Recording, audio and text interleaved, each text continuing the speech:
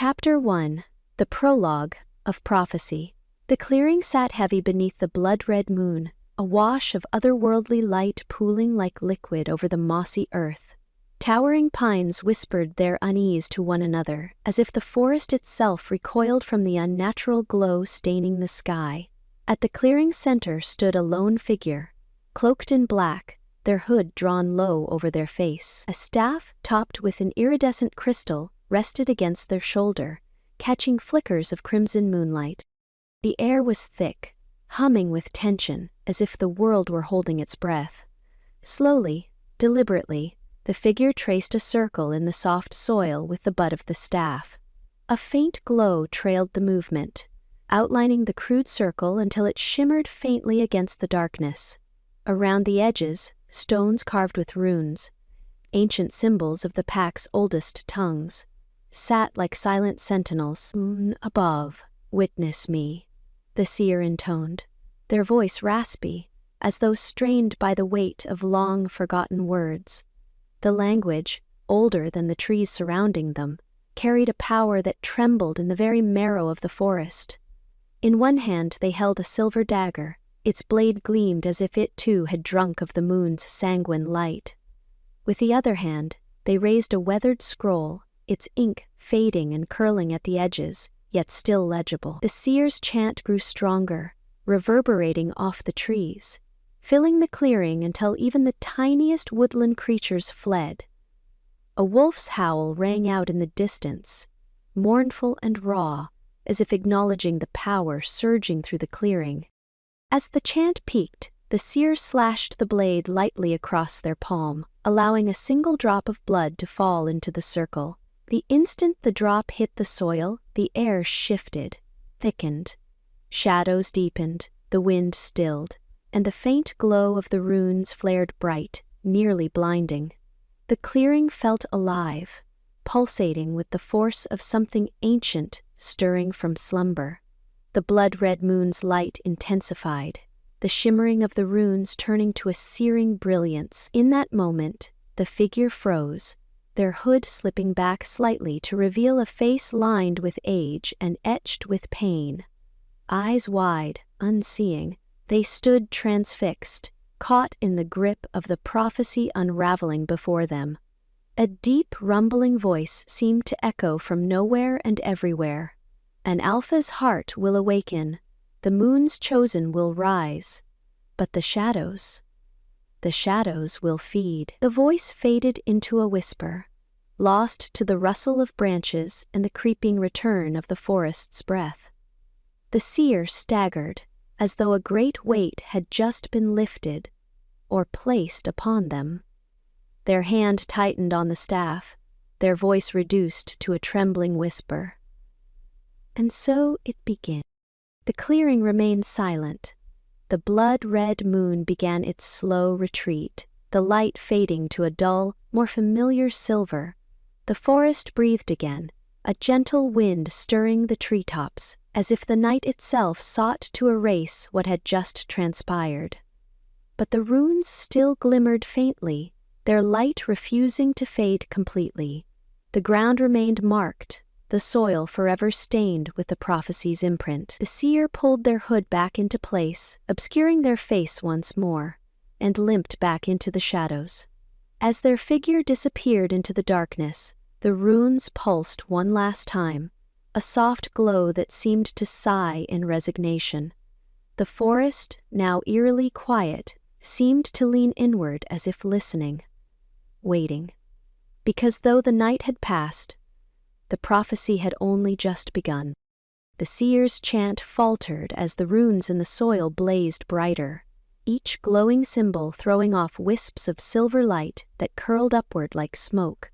What had once been a simple vision, clear, precise, now fractured into fragments. Shadowy figures and half-formed images clawed at the edges of the elder's sight, tangling together like cobwebs. The clearing spun. The forest seemed to hold its breath as the seer fell deeper into the vision. There, a face emerging through the fog of stars. It was sharp, proud, and young, though lined with the faintest shadows of turmoil. The future Alpha, His storm-gray eyes, so vivid they seemed carved into the very fabric of the vision, burned with a power only just awakening. But they weren't fixed on the seer. No, those eyes locked onto another, one whose presence rippled through the vision like a dropped stone in still water. The destined mate. The seer tried to focus on her, but the image was slippery, elusive, a shimmer of moonlight hair, eyes glinting gold like a predator's, yet full of something softer, something unspoken. Her expression was unreadable, a mixture of defiance and sadness, and she seemed to be reaching out, not to the seer, not to the alpha, but to something unseen. The vision wavered, the scene trembling as if her very presence had shaken its foundations. The chanting voice in the seer's throat caught, as the vision twisted again. The alpha's gaze darkened. Beside him, a shadow unfurled like black silk, spreading wide and menacing, only to take the shape of a man, or something like one. His features were blurred, a suggestion of cruel lines and gleaming, unnatural teeth, but his presence felt heavy, dominating, as if he were somehow larger than the scene around him. The seer could feel the weight of him, the way he seemed to push against the edges of the vision, threatening to unravel it entirely. A voice, low and mocking, reached through the haze. "It's not yours. It never was." The alpha snarled, his storm-gray eyes narrowing. The destined mate's golden gaze flicked between them, caught between the shadows and the light, her stance a battlefield of hesitation and longing. The seer's heart pounded, the weight of it threatening to pull them from the vision altogether, but they had to see more, had to understand. The rival's shadow thickened, and the scene shifted again. A towering hall, walls draped in dark banners and silver chandeliers hung like predatory claws. The alpha stood at one end, his chest heaving as though he'd just fought his way there. His destined mate was at the other, her arms crossed, her expression one of distant resolve. Between them stood the shadow, the rival, his form now solid, his grin sharp and cruel. He gestured carelessly to the banners overhead, which dripped black liquid like blood. The voice came again, mocking, daring. "You can't save her. You'll never even touch her." The alpha lunged, claws flashing, but the scene fractured before impact. The seer gasped, their throat raw. They stumbled back a step, the vision's clarity already receding, fading into a jumble of images too fleeting to make sense of. The destined mate's face, the rival's grin, the alpha's fury, all swirling into a storm of silver and black before vanishing completely. The clearing fell silent. The silver light dimmed, leaving only the faint, persistent glow of the runes etched in the dirt. The blood-red moon hung overhead, no longer menacing, but cold, distant, as if observing from another world. The seer's knees hit the ground, their staff falling beside them. "This isn't the ending," they whispered hoarsely to the silent trees. "It's the beginning." And somewhere, far from the clearing, where the light of the blood-red moon didn't reach, shadows began to stir. A gust of wind swept through the clearing, snuffing out the final embers of the ritual's light. The elder's voice faltered, then broke, the chant ending on a brittle note. For a moment, silence. Then the world seemed to exhale, the forest shifting uneasily as though disturbed by an unseen predator. The elders swayed on their feet, the staff trembling in their grip. Their breath came in sharp gasps, each one more strained than the last. They staggered a step forward, boots sinking into the soft earth, and fell to their knees with a muted thud. "A heart will awaken," they rasped. Their voice was thin now, barely more than a whisper, yet it cut through the night as if the words themselves carried weight. They doubled over, fingers clutching the soil like it could anchor them against the storm that had roared through their mind. But at what cost? As they collapsed fully, the forest seemed to withdraw. The trees leaned back into shadow. The low hum of insects faded into stillness. Even the blood-red moon, once so oppressive, softened its glare to a dull crimson glow. The elder lay motionless, the lines of their face etched in exhaustion. The staff rolled away, settling near the circle of runes that still pulsed faintly in the dark. But there was no more chanting, no more visions. Only the faint rustle of leaves overhead and the faint echo of their warning hanging in the air. A single owl called in the distance, its note sharp and short, almost startled. Then the forest swallowed the sound, returning to its quiet watch. The council chamber was suffocating. Low beams, dark wood walls, and a single window set high enough to let in moonlight without offering a view. It felt more like a crypt than a meeting hall, but perhaps that was fitting. The weight of the room matched the gravity of the discussion, and neither seemed interested in making things easier for him. Caden leaned back in the oversized chair reserved for the alpha, his boots planted firmly on the polished floor, his hands gripping the chair's ornate arms. He wasn't the alpha yet, but they made him sit here anyway, surrounded by elders who looked at him like he was still a pup who hadn't learned to stand on two legs. "I'm telling you," one of them said, gray-haired and sharp-tongued, her voice rasping like bark against stone. "The rogues have breached our borders 3 times this month. The longer we wait to act, the weaker we look." Caden's gaze flicked to the high window. The moon wasn't blood-red tonight, just pale and distant. A normal moon, yet he still felt the ritual's echo in his bones. He could still see that vision, that woman whose face he couldn't quite remember, and hear the seer's rasped warning, "A hot will awaken, but at what cost?" The cost, he realized bitterly, was likely his sanity. Or his patience. "We'll handle the rogues," Caden said at last, his tone measured and cool. "But it's not just about fighting. We need to strengthen the borders. Reinforce the northern paths, double the patrols in the lowlands. If they sense weakness, it won't matter how many rogues we take down. They'll keep coming." A few of the elders exchanged glances. Disapproval? Agreement? It was hard to tell when they always wore the same expression. Stern, calculating, ancient. The sharp-tongued elder, Margaret, sniffed. Borders aren't strengthened by hesitation, boy. They're strengthened by dominance. You need to make them fear you." He didn't flinch, though he felt her words scrape against his already raw nerves. "We've tried fear. If that had worked, we wouldn't be here now." Someone else spoke. A younger voice, though still older than his. One of his father's former allies, maybe. Caden didn't bother remembering their names. They all blurred together. "Your father—" "I'm not my father," Caden interrupted, his voice low and steady. The words landed heavier than the elders seemed to expect. He saw them pause, weighing their next move. He hated when they invoked his father, the late alpha who'd ruled with an iron fist and a gaze that could turn wolves into whimpering pups. Caden didn't want to rule like that. He didn't want to rule at all if he was being honest. But that wasn't a choice. The room fell silent, the air thick enough to choke on. Somewhere in the distance, a branch snapped. Probably just the wind, though it sounded louder, sharper. Even the forest seemed restless tonight. "I'll meet with the patrol captains at dawn," Caden said, standing. He'd had enough of this claustrophobic council chamber and the endless loop of bickering.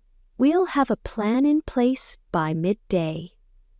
Margaret snorted, but said nothing. The other elders stayed quiet too, watching as he turned and strode toward the door.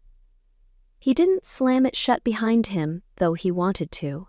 Instead, he walked into the crisp night air, the scent of pine and damp earth grounding him. It was a relief to be out of that room, but the weight in his chest hadn't eased. The pack wanted strength, dominance, the sort of cold, brutal leadership his father had embodied, and maybe they needed it. Maybe the only way to protect them was to become the very thing he despised. Caden tilted his head back, staring at the moon. No answers came, only the memory of that vision, her golden eyes gleaming in the dark. Her voice silent yet louder than anything the elders had said. "Who are you?" he thought, as if the moon might whisper the answer. But the night remained silent, and Caden was left with only his questions and the distant howl of a wolf that didn't sound entirely friendly.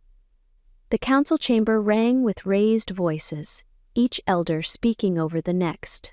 The sound was relentless, grating, like the gnawing of tree branches against a storm-worn roof. Caden kept his posture upright, hands loosely gripping the arms of the Alpha's chair, but his jaw was tight, his patience fraying. "The southern border needs more patrols," Margaret snapped, her sharp features a match to her sharper tone.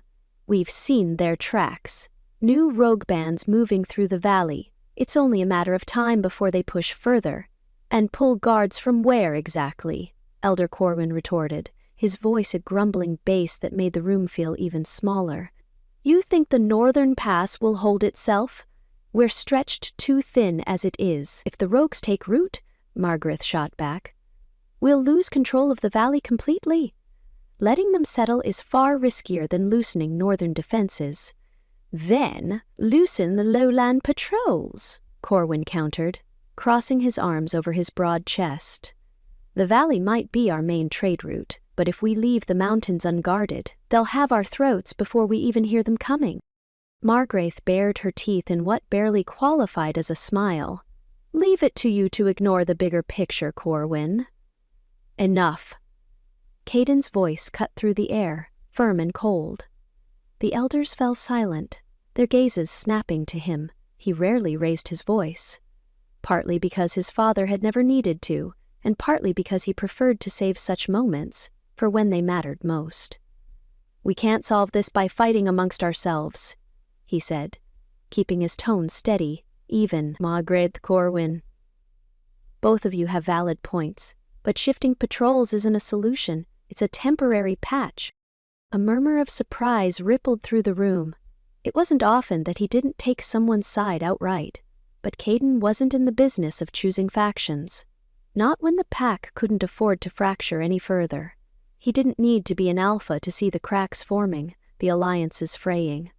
Every argument like this pushed them closer to collapse. "We'll convene again at sunrise," he continued. "Until then, I expect each of you to consider the broader strategy, not just your own corner of the forest."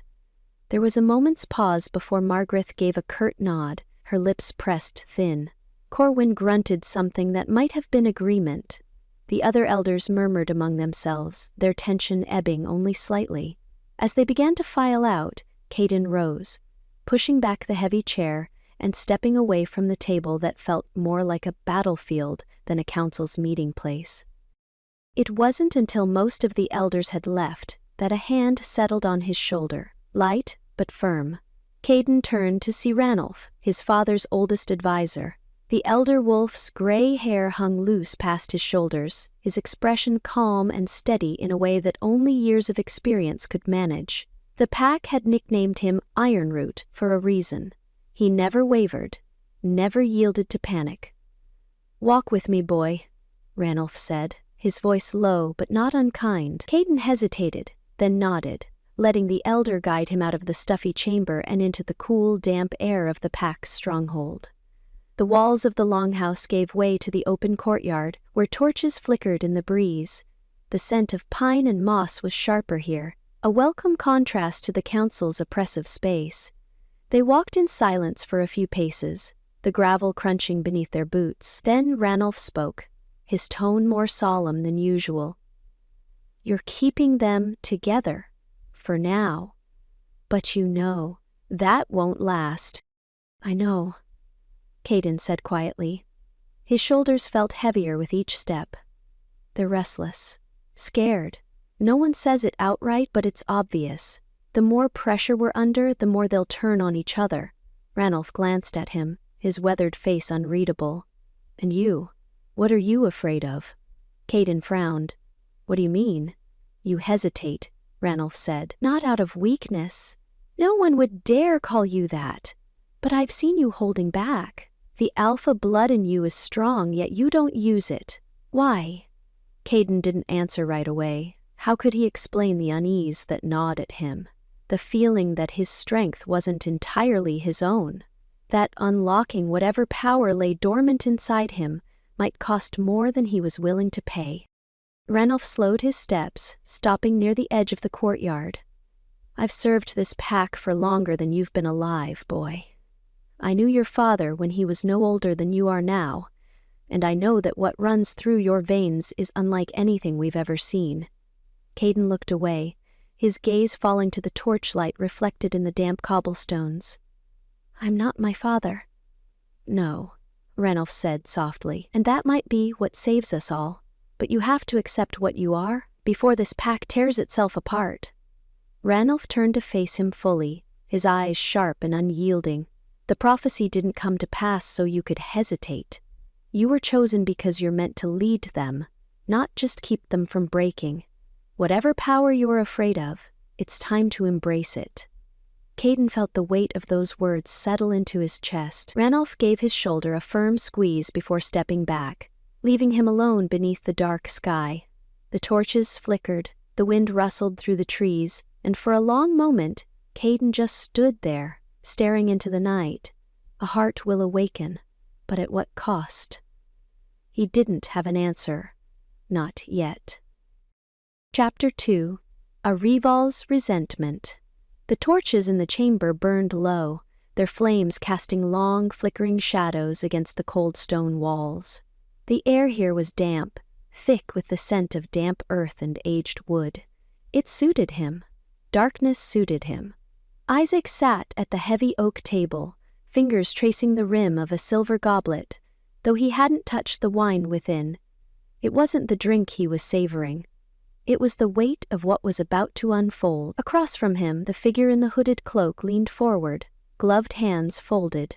Their voice was smooth, almost amused. "You look troubled." Isaac let out a sharp, humorless breath. "Do I?" "You tell me." A pause. "Or should I say, does it trouble you that he sits in the Alpha's chair while you remain in the shadows?" Isaac's jaw tightened. The cloak concealed the stranger's features, but he felt the scrutiny like a blade against his skin. He had been careful, so careful, not to let his resentment slip in public. But here, in the belly of the mountain stronghold, he had no need for masks. His fingers curled into a fist against the table. Caden isn't fit to lead. He hesitates, he doubts, he clings to a pack that barely listens to him. He lifted his gaze to the hooded figure. The others see it, even if they won't say it aloud. "And yet," the figure mused, "they still follow him." A muscle in Isaac's jaw twitched. For now. It had always been that way, hadn't it? Caden, the golden son, the rightful heir. Caden who carried his father's legacy like a crown he neither wanted nor deserved. Caden who had been given everything, while Isaac had been forced to carve his place from the shadows. And the prophecy, that damned prophecy, only cemented it further. The moon's chosen. The Alpha who would awaken. It was as if the fates themselves were determined to hand him power on a silver platter. Isaac exhaled slowly, pressing his hands flat against the table to steady himself. If Caden falls, the pack will need someone to step in. Someone strong. Someone decisive. The hooded figure tilted their head. "And that someone is you." Isaac didn't bother denying it. "They won't accept me outright, not yet. But if Caden stumbles, when he stumbles, I'll be ready." The figure chuckled softly, a sound like silk sliding over steel.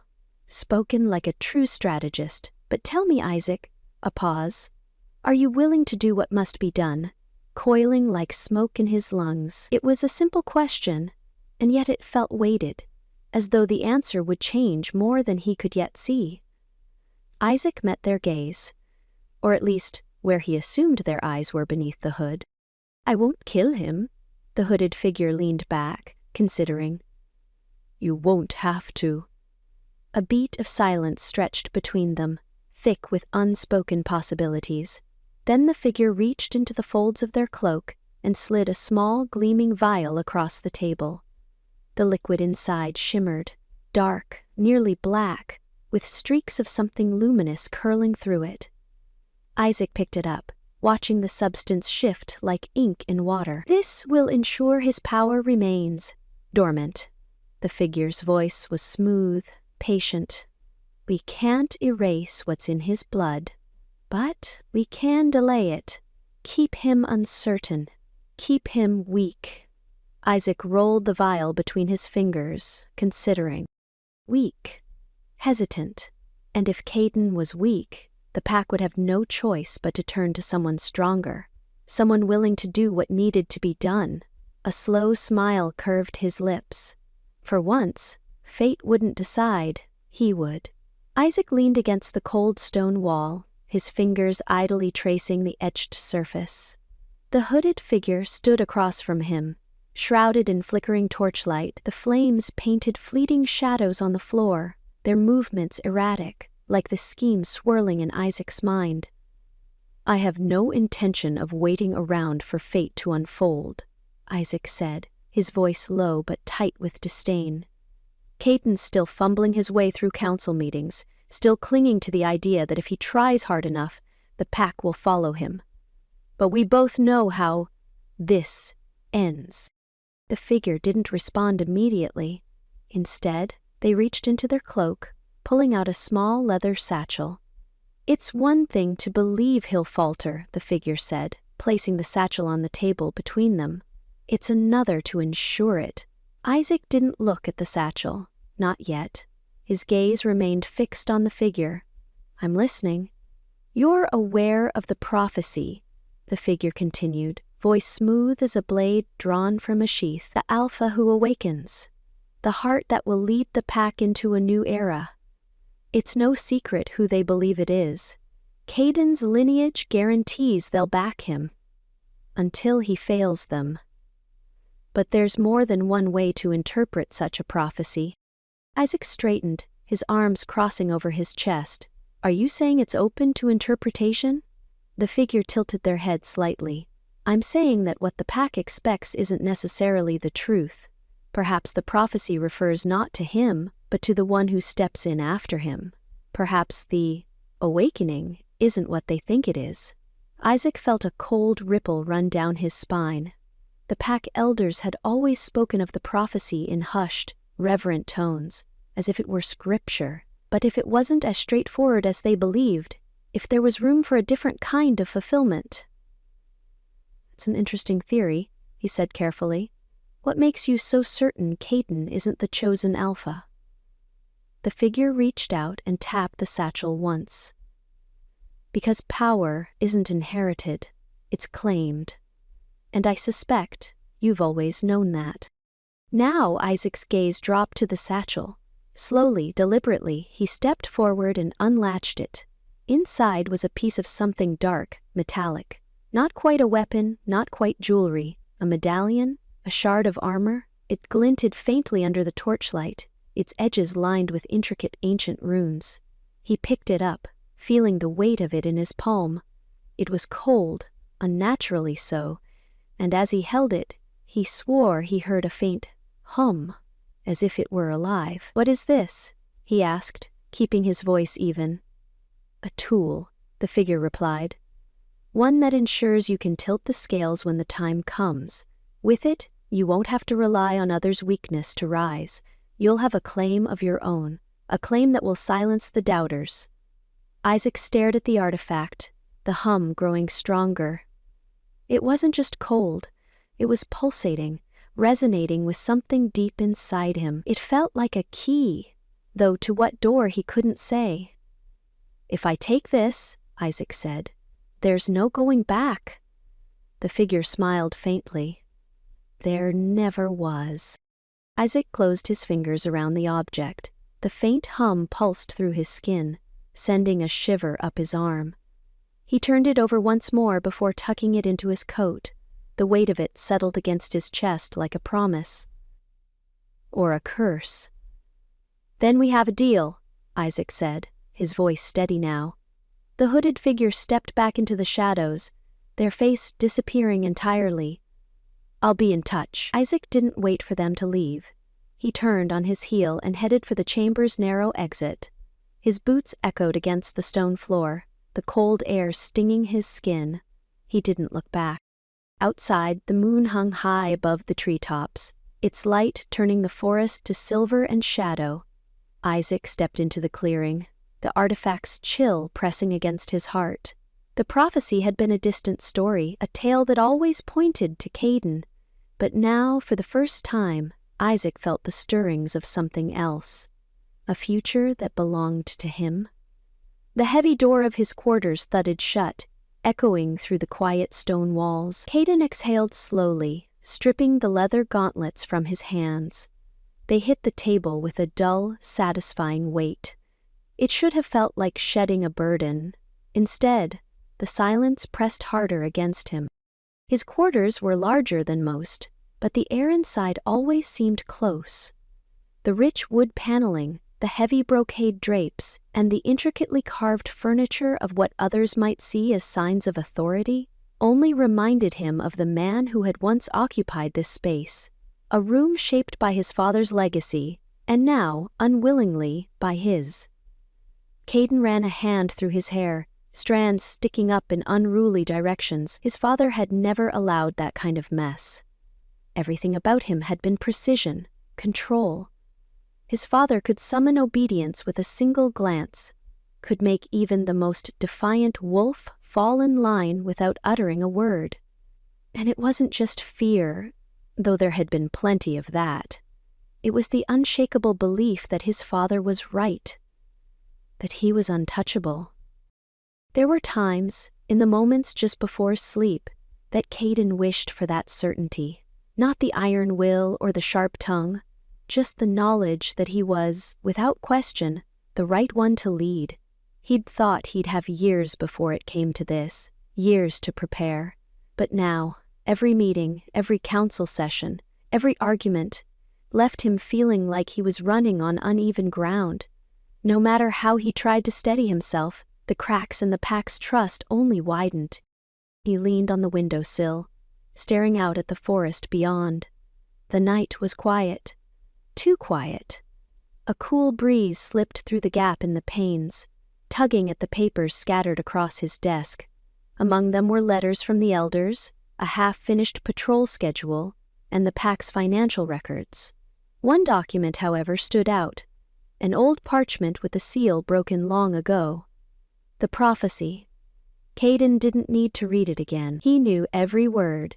The Alpha whose heart would awaken, who would guide the pack into a new age, the one who would rise above all, destined to lead and protect. His father had claimed it referred to him. The elders had echoed it. And Caden, once, long ago, had dared to believe it might be true. But now the words felt heavy, hollow. He didn't feel awakened. He felt cornered, like a wolf caught in a snare, forced to choose between gnawing his leg off or waiting for the hunter to arrive. He closed his eyes, willing the doubt to pass, but the doubts didn't care for his wishes. They lingered, insistent whispers at the edges of his mind. What if the prophecy wasn't about him? What if it had never been? What if the one who was meant to lead was still out there, someone stronger, more certain, more worthy? A knock at the door startled him. He straightened, fists clenching at his sides. That is it? There was a pause before the door creaked open. A young messenger slipped in, head bowed. Alpha, Caden, he stammered. The council's requested an update. They're wondering about the northern patrols. Caden forced himself to breathe, to keep his voice steady. Tell them I'll address it tomorrow. Yes, sir. The boy's eyes darted nervously around the room before he ducked back out. When the door clicked shut again, the weight in the air seemed heavier. Caden sank into the chair by the fire, the flickering flames casting sharp shadows across the room.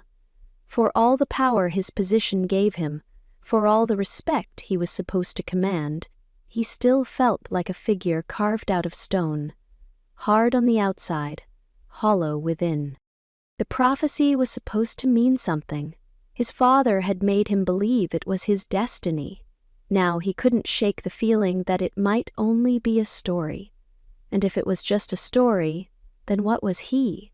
Nothing more than a placeholder, a pretender wearing a crown too big for his head. Caden rested his head in his hands.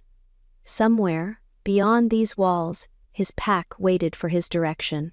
Somewhere, the rogues plotted. Somewhere, The forest held answers he couldn't reach, and somewhere, he knew it as surely as he knew his own name, a pair of golden eyes waited in the shadows, watching, waiting for the moment he'd meet them and everything would change.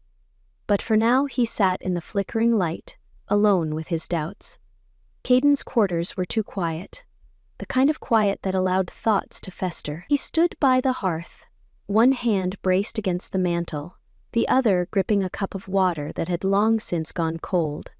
The embers cast a dim orange glow, shadows curling against the walls like restless spirits. The weight of the council's meeting lingered in the room, a ghost of tension that clung to the heavy wood beams and thick stone walls. Every decision, every conversation felt like a trial, a test of his ability to fill the space his father had left behind. And he was failing. The prophecy surfaced in his mind, unbidden. Lines he hadn't read in years whispered through his thoughts, accompanied by the faces of the elders, their looks expectant, almost hungry. The Alpha whose heart will awaken. The words drifted through him like smoke. A protector to their kind, forged by moonlight's hand, destined to lead. Caden squeezed his eyes shut, as if he could force the words out of his head. He remembered the way his father had spoken about it, not as an open question but as a certainty. "This is who you are, boy," his father had said. "It's in your blood, your birthright." Yet, as he stood here now, staring into the half-dead embers of the fire, he couldn't feel it. Not the strength, not the certainty, not the awakening they all spoke of. He only felt the weight, heavy and suffocating, like the ceiling might come down at any moment. His reflection in the window caught his eye, distorted by the rippled glass. He looked tired, too young for the responsibility on his shoulders, too old to keep pretending he wasn't carrying it. A growl rumbled low in his throat before he even realized it. He set the cup down sharply on the mantel, the ceramic clinking against the stone. His chest tightened, that primal edge creeping through his body, the one he tried so hard to keep buried. The wolf within stirred. It was faint now, just a whisper of movement, but it was enough. Enough to remind him that something deeper, darker waited inside, something he hadn't learned to trust. His fingers flexed, nails lengthening into something sharper before he clenched his fists, forcing them back. The change always came so easily, too easily, like an instinct he couldn't unlearn. And every time it did, it made the doubt worse, made the question louder. What if this is all you are? Another growl, rougher this time, echoed in his chest. The room seemed smaller, more stifling, the fire too dim, the shadows too deep. He turned away from the hearth and paced to the window, pulling it open. The night air was sharp and cold, the scent of pine and damp earth rushing in like a flood. Caden took a deep breath, then another. The wolf receded, leaving only a faint ache in his bones, and that gnawing uncertainty in his chest. He looked out at the forest, its dark canopy swaying under a silver-tinged sky.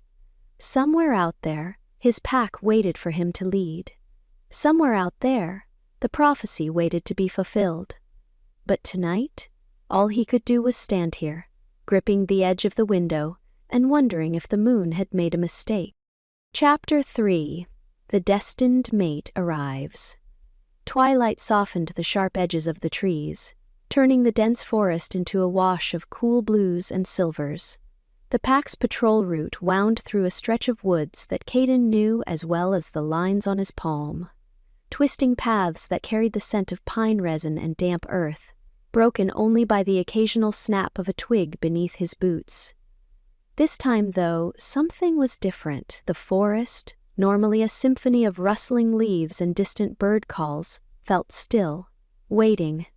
Even his wolf, ever present in the back of his mind, was quieter than usual, as if straining to listen for something Caden hadn't yet noticed. It happened near the old oak that marked the western edge of their territory. He caught her scent first, an unfamiliar blend of fresh rain and something darker, richer, not rogue, not pack, foreign, but not threatening. And then he saw her.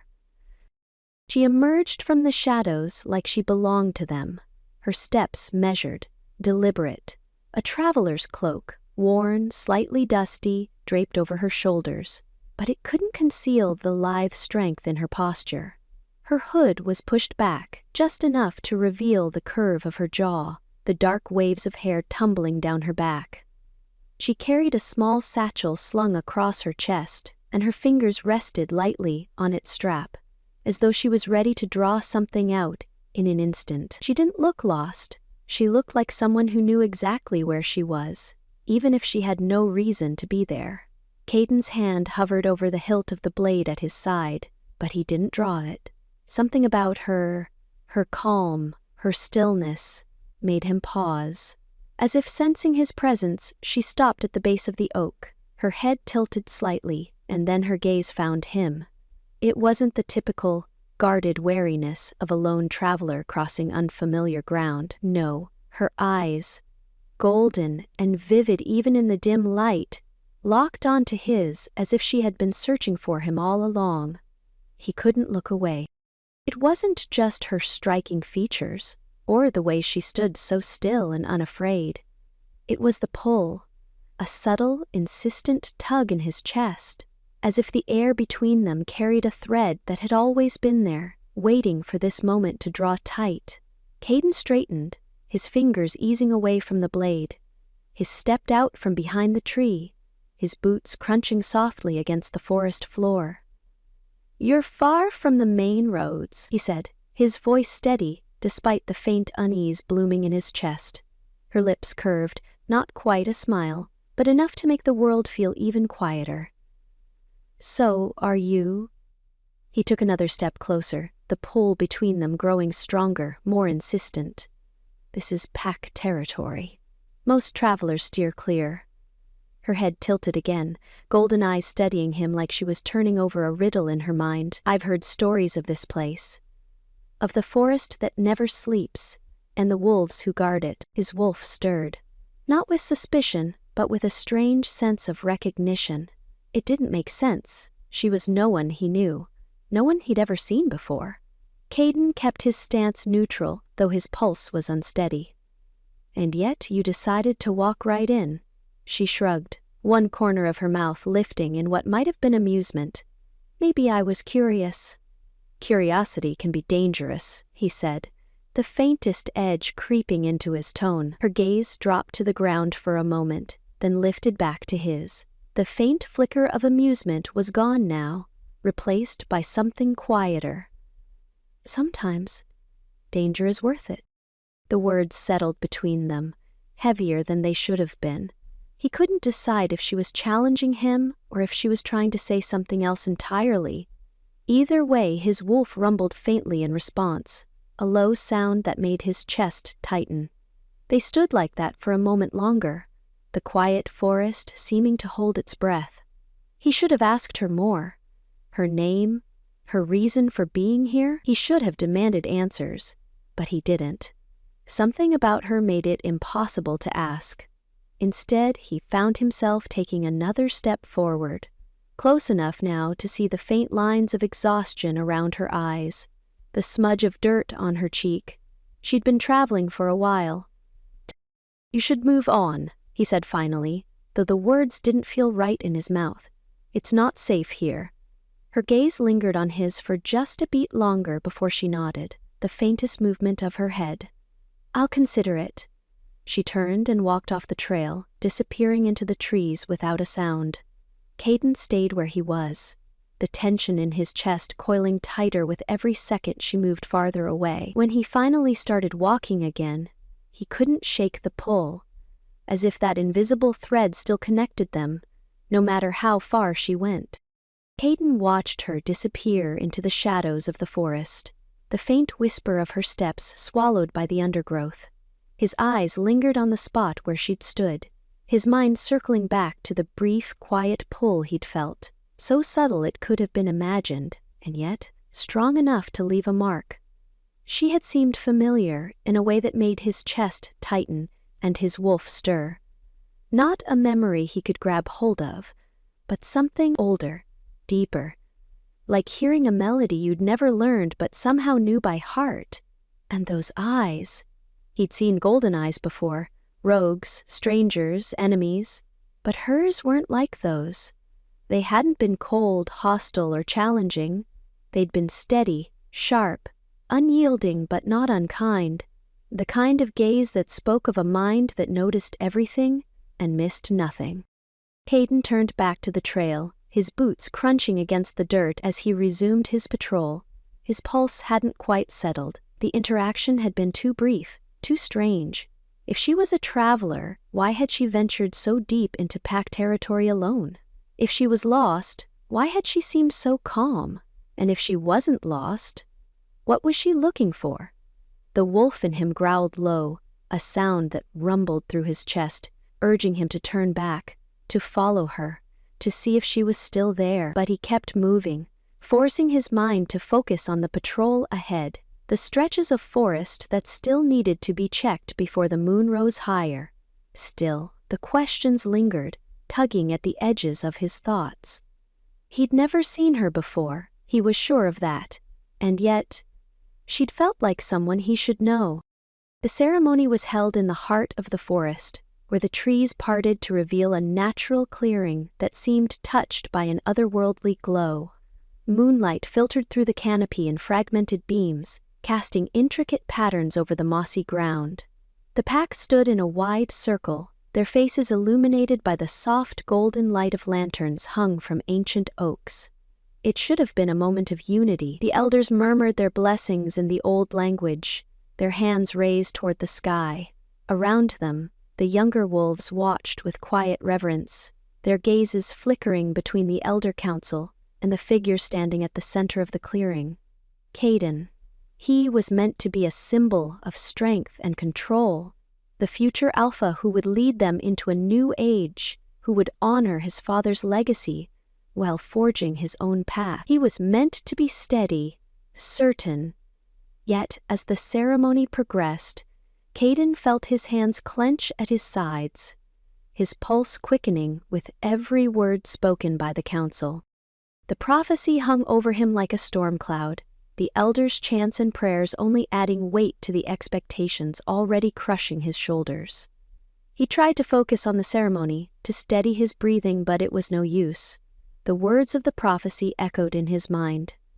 The alpha whose heart will awaken, the wolf within him stirred, not the quiet, steady presence he was used to, but something sharper, more insistent. Caden closed his eyes, willing the sensation to pass. But it didn't. It built instead, heat curling low in his chest, spreading outward. His pulse thundered in his ears, drowning out the chants, the murmurs, even the rustle of the forest. He felt the shift before it fully took hold, the tightening of his muscles, the prickling heat beneath his skin. The wolf clawed at the surface, demanding to be let out, demanding to take control. "No," Caden whispered, barely audible over the hum of voices. He gritted his teeth, digging his nails into his palms. Not now, not here. But the wolf didn't listen. It surged forward, and a low growl escaped his throat. The sound silenced the clearing. The chant stopped. All eyes turned to him. Caden staggered a step back, his breathing ragged. He felt the change begin, his vision sharpening, his senses heightening, the fine edges of his control slipping away like sand through his fingers. The elders exchanged glances. Some of the younger wolves stepped back, their gazes wide with uncertainty. Only a few looked on with something close to awe. He couldn't let it happen, not in front of everyone. He squeezed his eyes shut, forcing himself to focus on the sounds of the forest, the wind in the branches, the faint chirp of crickets. Anything to ground him, to anchor him. The wolf's growl deepened, and Caden fell to one knee, his chest heaving. The heat pulsed through him again, stronger this time, as if the very air around him had thickened. The world narrowed to the rhythm of his racing heart, the fire in his veins. A voice cut through the haze, an elder's, sharp and commanding. "Control it, now!" Caden opened his eyes. The wolf's fury glinted in their depths, a primal force that wanted to consume, to dominate. But he wasn't the boy who'd lost control years ago. He wasn't the half-grown wolf who couldn't rein in his instincts. He forced a slow breath, then another. His hands steadied. The wolf inside him howled once, defiant, but it didn't overtake him. The clearing remained silent, the air thick with tension. Caden rose to his feet, his movements slow and deliberate. The heat subsided, though it still simmered just beneath the surface, a reminder of how close he'd come. The ceremony resumed, though the mood had shifted. The elders' words were less certain now, their blessings tinged with unease. The younger wolves watched Caden as if they didn't know who or what he was. Caden stood still, his face calm, but inside he replayed those moments over and over. He'd come so close to losing control, to proving the doubters right. He'd felt the wolf's power, raw and untamed. It wasn't the last time he'd face it. And the next time, he wasn't sure he could hold it back. The murmurs began softly, like the stirring of leaves before a storm. The elders, who had spent decades mastering their composure, couldn't quite hide the unease sharpening their whispers. Caden felt their tension like a current humming beneath the surface, even as he fought to steady the wild thrum of his own pulse. He caught the flicker of movement in his periphery, an elder leaning in to murmur in another's ear. He didn't have to strain to hear it. "It's too soon," the elder said, his voice tight. "He's not ready to control it." Another elder shot him a glance, her brows furrowing in thought. "If he can't," she began, but left the rest unsaid. No one finished that sentence aloud. They didn't have to. Caden clenched his jaw. The wolf inside him snarled at the sound of their doubt. Not now. He couldn't lose control now. Not when the pack watched. Not when he was supposed to prove he could lead. The younger wolves were less subtle. They stood a few paces back from the circle of elders, some barely more than teens, still learning to rein in their instincts. He could see their awe as plain as the moonlight, wide eyes reflecting the faint shimmer of power that danced around him like heat on a summer road. To them, it wasn't failure. It was strength, something to aspire to, something that reminded them why the alpha was more than just a title. One of them, a tall boy with hair too long for pack tradition, whispered loud enough for Caden to catch. "Did you see that? He barely moved, and it answered, like it knows him." Another, a girl who couldn't have been more than 17, nodded. "It's real, the prophecy. What they said about his blood? It's real." Their words should have bolstered him. Instead, they sat heavy on his shoulders. As much as they admired him now, he knew how quickly awe could sour into fear if he let that wildness slip too far. He couldn't be a beast, not in front of them. Then his gaze caught something unexpected. Amid the gathered wolves, just beyond the youngest pack members, stood a figure he hadn't noticed before. She was still wrapped in that travel-worn cloak, its edges dusted with the forest's soil, but her hood was down now, and her eyes? Those golden eyes were fixed squarely on him. Her expression was unreadable, calm in a way that didn't belong in a place as charged as this clearing. She didn't flinch at the raw power radiating from him, didn't shrink away like some of the others. She only watched, a faint crease at the corner of her mouth, as though she saw not just the power but what lay beneath it, as though she understood what it meant. Caden forced himself to look away first, breaking the connection with a tightening in his chest. If the elders had noticed her, they gave no sign, but her presence lingered, a quiet reminder that he wasn't the only one who understood the weight of what had just happened. He straightened his back, exhaled slowly, and stepped out of the center of the circle. The murmurs quieted, the younger wolves leaned forward, waiting for his next move. The elders, too, turned their eyes to him, their doubt now mingling with a tentative, wary respect. The ceremony wasn't over yet, but Caden already knew. Something had changed. Chapter 4. Alliances and Subterfuge. The moonlight didn't reach the cramped chamber beneath the pack's western outpost, but Isaac didn't need light. He preferred the shadows. Preferred the way they cloaked the faces of those who had come to listen, to conspire. The air down here smelled faintly of earth and damp wood, but the dozen wolves huddled around the heavy oak table weren't here for comfort. They were here because Isaac had called them. He leaned against the far wall, arms crossed, letting them murmur and shift in their seats. Their unease was a weapon he knew how to wield. Uncertainty could be twisted into ambition. Suspicion could become loyalty, if handled correctly. "Tell me," he said at last, his voice low, casual. The murmurs ceased. "How much longer are you willing to wait?" No one answered immediately. He had expected that. They weren't leaders, they were followers by nature. That made them predictable. It also made them malleable. Isaac pushed off the wall, pacing slowly around the room. The floor creaked faintly under his boots. Caden sits in the Alpha's chair, but what has he done to prove he deserves it? He let the question hang in the air. He talks about patrols and strategies. He quotes the elders, pretends to care about tradition. But what has he done? One of the younger wolves shifted uncomfortably, his gaze darting toward the table.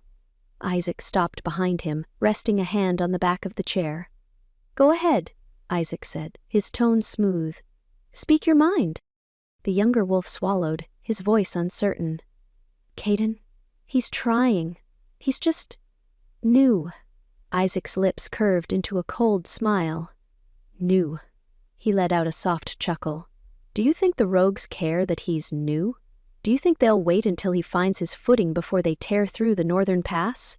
Or that the elders will suddenly stop doubting him once they realize he's in over his head?"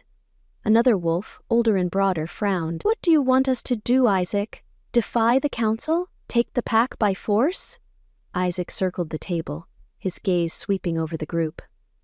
"I'm not asking for rebellion. I'm offering a choice." He leaned forward, resting his hands on the table. "Stand with me, and I'll make sure you're protected, that your voices are heard, that your families have what they need when the pack begins to splinter." The older wolf narrowed his eyes. "And what do you get in return?" Isaac's smile didn't waver. "Loyalty. That's all I'm asking for. When the time comes, when Caden fails and the pack looks for someone strong enough to lead, stand with me. Nothing more, nothing less." The room was quiet again, the weight of his words settling over them. Isaac straightened, crossing his arms. He didn't need their immediate agreement. The seeds were planted. The doubt would grow. One of the younger wolves' lean and sharp muscular body spoke up, his voice low but certain. "What makes you so sure Caden will fail?" Isaac's gaze flicked to him, and for a moment he let the silence stretch. Then he reached into the satchel at his side, pulling out a small, gleaming object. He placed it on the table. An ancient medallion, its surface etched with runes that glinted faintly even in the dim light. "Because I'm not waiting for him to fail," Isaac said, his voice cold and sure. "I'm ensuring it." The whispers had already begun to slither through the pack like a slow-moving poison. Isaac didn't need to fan the flames. He had only needed to strike the match.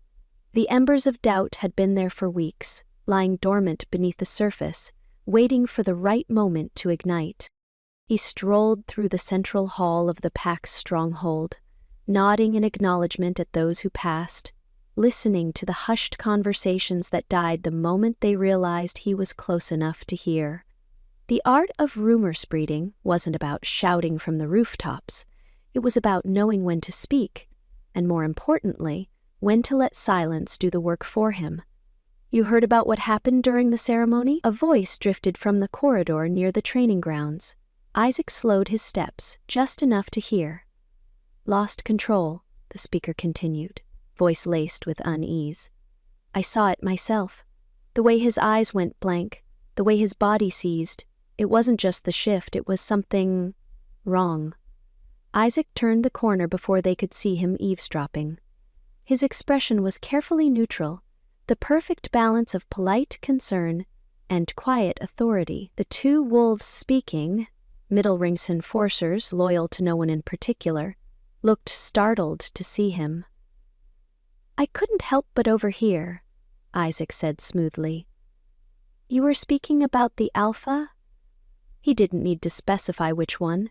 Caden was the only name on everyone's lips these days. The two wolves exchanged glances. The bolder of the two, a wiry man with a scar across his jaw, straightened. "It was just something we noticed, Beta," he said cautiously. Isaac offered them a small, understanding smile. "You don't need to be so careful with your words. If you saw something concerning, it's your duty to speak on it." He folded his arms. Was it true? Did he lose control? The man hesitated, then gave a slow nod. It was strange. The shift shouldn't have been that hard for him. I mean, he's the Alpha. If he can't handle it... He let the sentence dangle in the air, unfinished but heavy with implication. Isaac sighed, running a hand over his jaw as if weighing the information. "I don't doubt his strength," he said, his voice low, but I worry. Taking the Alpha's seat so young, with the weight of the prophecy hanging over him? It's a burden no wolf should have to carry alone, and pressure does strange things to the mind. The wolves leaned in slightly, drawn in by the intimacy of his words. "Wouldn't," the other enforcer, younger and hesitant, shifted on his feet. "He wouldn't hurt anyone though, right?" Isaac hesitated just long enough, then, "Of course not," a carefully timed pause. "But tell me, did he seem aware of what he was doing?"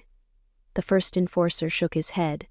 "No, it was like something else was taking over." Isaac let out a breath, feigning reluctance. "That's what I feared." And just like that, the rumor took a new shape. Not of an Alpha simply struggling, but of something darker. A leader who might not be fully in control of himself. Isaac clasped the younger wolf's shoulder, his grip firm. "Keep this between us for now. The pack needs stability, not panic, but if you see anything else, anything that concerns you, come to me." Both men nodded. He left them standing in the corridor, exchanging uneasy glances. The fear was settling in nicely. Later that night, the hidden agenda. The hidden chamber beneath the stronghold was candlelit, the flames casting flickering shadows against the damp stone walls. Isaac stood near the long wooden table, fingers trailing over the surface as he listened to the figure across from him. "You've done well," the cloaked figure murmured. Their voice was low, genderless, almost inhuman in its neutrality. Doubt festers quickly when planted in the right places. Isaac didn't bother with false humility. "It wasn't difficult. Caden's doing most of the work for me." The figure chuckled softly, though there was no warmth in it. "The prophecy may favor him, but the pack? The pack will turn on him the moment they sense weakness, and when they do, I'll be ready," Isaac finished. He had no intention of being anyone's puppet, but for now, he would play the game. The figure tilted their head slightly. "And when the time comes, you will fulfill your part of the deal?" Isaac's fingers curled against the wood, his expression momentarily unreadable. "Yes." The figure studied him for a moment longer, then reached into the folds of their cloak, pulling out a small velvet pouch. They placed it on the table between them and slid it forward. Isaac picked it up, feeling the weight inside, heavy for its size. He loosened the drawstring and let the contents spill into his palm. A ring, black as obsidian, its surface etched with runes that shimmered faintly in the candlelight. A symbol of something ancient, a promise of power, of something far greater than just the Alpha's seat. He exhaled slowly, closing his fingers around it. The figure's voice was little more than a whisper now. "The real battle hasn't begun yet, but it will," Isaac smirked, sliding the ring into his pocket. "Good. I like a challenge." The figure chuckled again, stepping back into the darkness. Isaac remained where he was, listening to the silence. Caden might still be the Alpha, for now, but soon, the pack would realize the truth. And when they did, Isaac would be standing exactly where he was meant to be. The lake was hidden deep within the forest, a still, glassy expanse tucked between towering pines. The moon hovered low, casting its silver reflection across the water, like a trail leading into the unknown. The air smelled of damp earth and pine, of something fresh and untouched, as though the place had been waiting for them. Caden hadn't meant to find her, not here, not now. He'd left the stronghold to clear his head, to put distance between himself and the suffocating whispers of the pack. Whispers of doubt, of questions he didn't have answers to. But as soon as he stepped into the clearing, the scent hit him. That same impossible mix of rain and something darker, something richer. Something undeniably her. She stood at the lake's edge, her cloak pushed back from her shoulders, her dark hair cascading in loose waves. Moonlight caught the golden sheen in her eyes as she gazed at the water, unmoving, as if she had been here forever, as if she belonged here. Pudden's pulse kicked up, though he wasn't sure why. Maybe it was because she was the first person in weeks he hadn't had to measure his words around. Maybe it was because she'd already looked into the rawest parts of him, had seen his power flare, had watched him barely hold it back. And yet, she had not run. Or maybe it was because, even now, when she should have been nothing more than a passing traveler, he couldn't stop feeling as if she was something more. "Do you always stalk your packmates like this?" Her voice cut through the quiet, dry and amused, but her gaze remained on the water. Caden leaned against a nearby tree, crossing his arms. "You're not my packmate." That made her look at him, a slow turn of her head, those golden eyes gleaming like a predator sizing up her prey. "No," she agreed, "I'm not." His wolf stirred, not in warning, but in something else. Something curious. She turned back to the water. "But you've been thinking about me." Caden let out a sharp exhale. "That arrogant or just observant?" "Both." A small smirk played at the corner of her lips. Gods, she was dangerous. Not in the way a blade was dangerous. Obvious, brutal. No, she was the kind of danger you only realized too late, when the trap had already closed around your throat. A silence stretched between them, but it wasn't uncomfortable. The usual weight that pressed on his chest when he was around others, the expectation, the scrutiny, didn't feel as heavy here. With her, he studied her profile, the sharp angle of her jaw, the way the moonlight softened the edges of her face. He didn't even know her name. "I don't know why you're here," he admitted finally. Her fingers brushed over the surface of the water, breaking the reflection into shimmering fragments. "And if I told you I don't either?" He considered her words. "I wouldn't believe you." That won him another glance, this one more assessing, as if he'd surprised her. Her voice was quieter when she spoke again. "I've always been drawn to places like this." A small pause. "Places where the world feels..." Paused. "Like nothing exists beyond this moment." Caden understood that more than he cared to admit. He rubbed a hand over the back of his neck. "You're avoiding something." A short laugh, bitter and knowing. "Aren't we all?" He didn't argue. The silence stretched again, but this time it was heavier, not with discomfort, but with something unspoken, something that hung in the space between them, just waiting for one of them to name it. Caden wasn't sure he wanted to.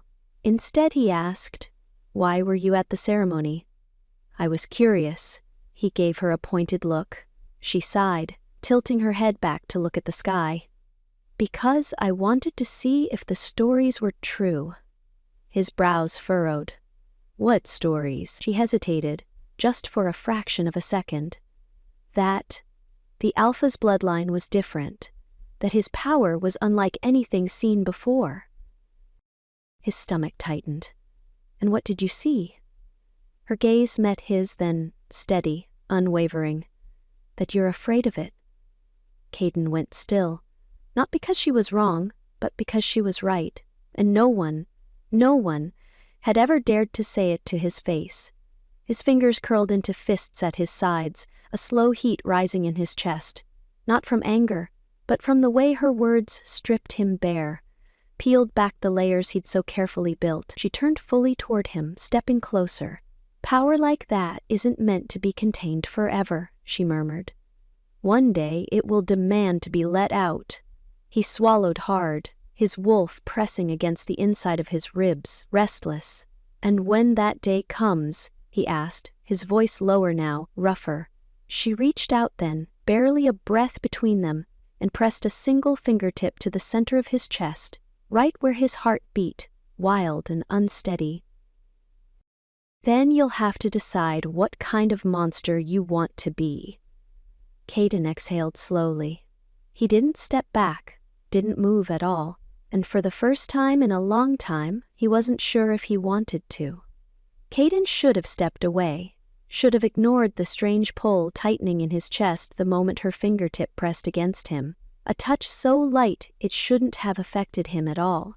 And yet, his heartbeat tripped beneath her hand, as if answering a question neither of them had spoken aloud. She didn't move. Neither did he. The silence between them thickened, heavy with something unnamed. The lake was still behind her, its silver surface reflecting the moon, the shifting branches of the trees. But all Caden could focus on was her. The sharp line of her jaw, the way her golden eyes burned with something she wasn't saying. He didn't even know her name. And yet, the wolf inside him, restless, impatient, pressed closer, prowling just beneath his skin. Not with aggression, not with the need for dominance or power, but something else. Something quieter, more dangerous. His body was tense, his pulse too fast. But she only watched him, waiting. Not yielding. Her lips parted slightly, as if she were about to say something, but she hesitated, and that hesitation, that fraction of a second where uncertainty flickered across her face, made the air between them hum. Caden's breath was shallow. His instincts, the ones that had been drilled into him since childhood, the ones that warned him to be careful, to never let his emotions dictate his actions, were suddenly fraying at the edges. He had never felt anything like this before. The urge to close the distance, to see if the warmth of her hand was the same everywhere else, to tilt her chin up just a fraction more, and his jaw clenched.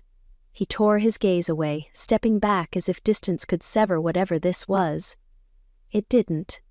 Her hand dropped to her side, slow, deliberate. He felt the loss of her touch more than he should have. Caden exhaled sharply, rubbing a hand over his face as if that would clear his head. It didn't. She was watching him carefully now, her expression unreadable, but beneath it, he saw the same thing he felt.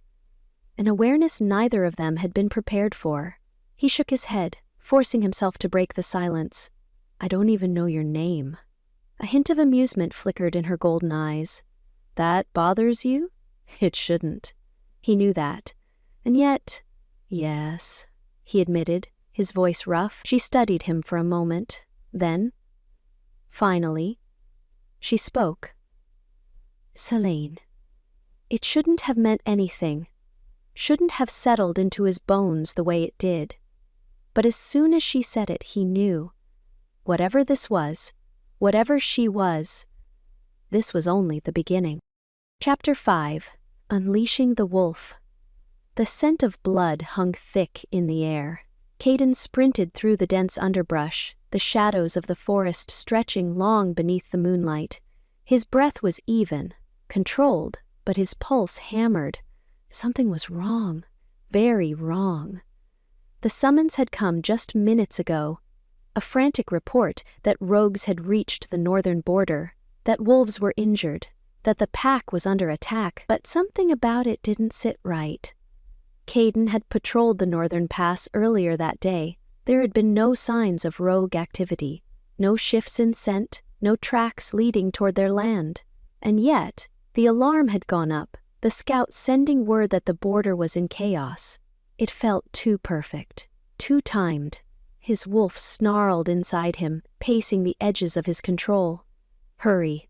As the trees broke apart, the scent of charred wood and iron filled his lungs. Smoke curled from overturned torches. Bodies littered the ground, some groaning, others ominously still. His wolves, his pack, his vision sharpened. He didn't stop running until he reached the clearing, where several warriors still stood locked in battle with a handful of rogues, or not rogues. Caden skidded to a halt, his instincts screaming at him to look closer. These weren't outsiders. The scent was all wrong. It was familiar. Pack wolves. His chest clenched. He didn't recognize all of them, but he knew enough.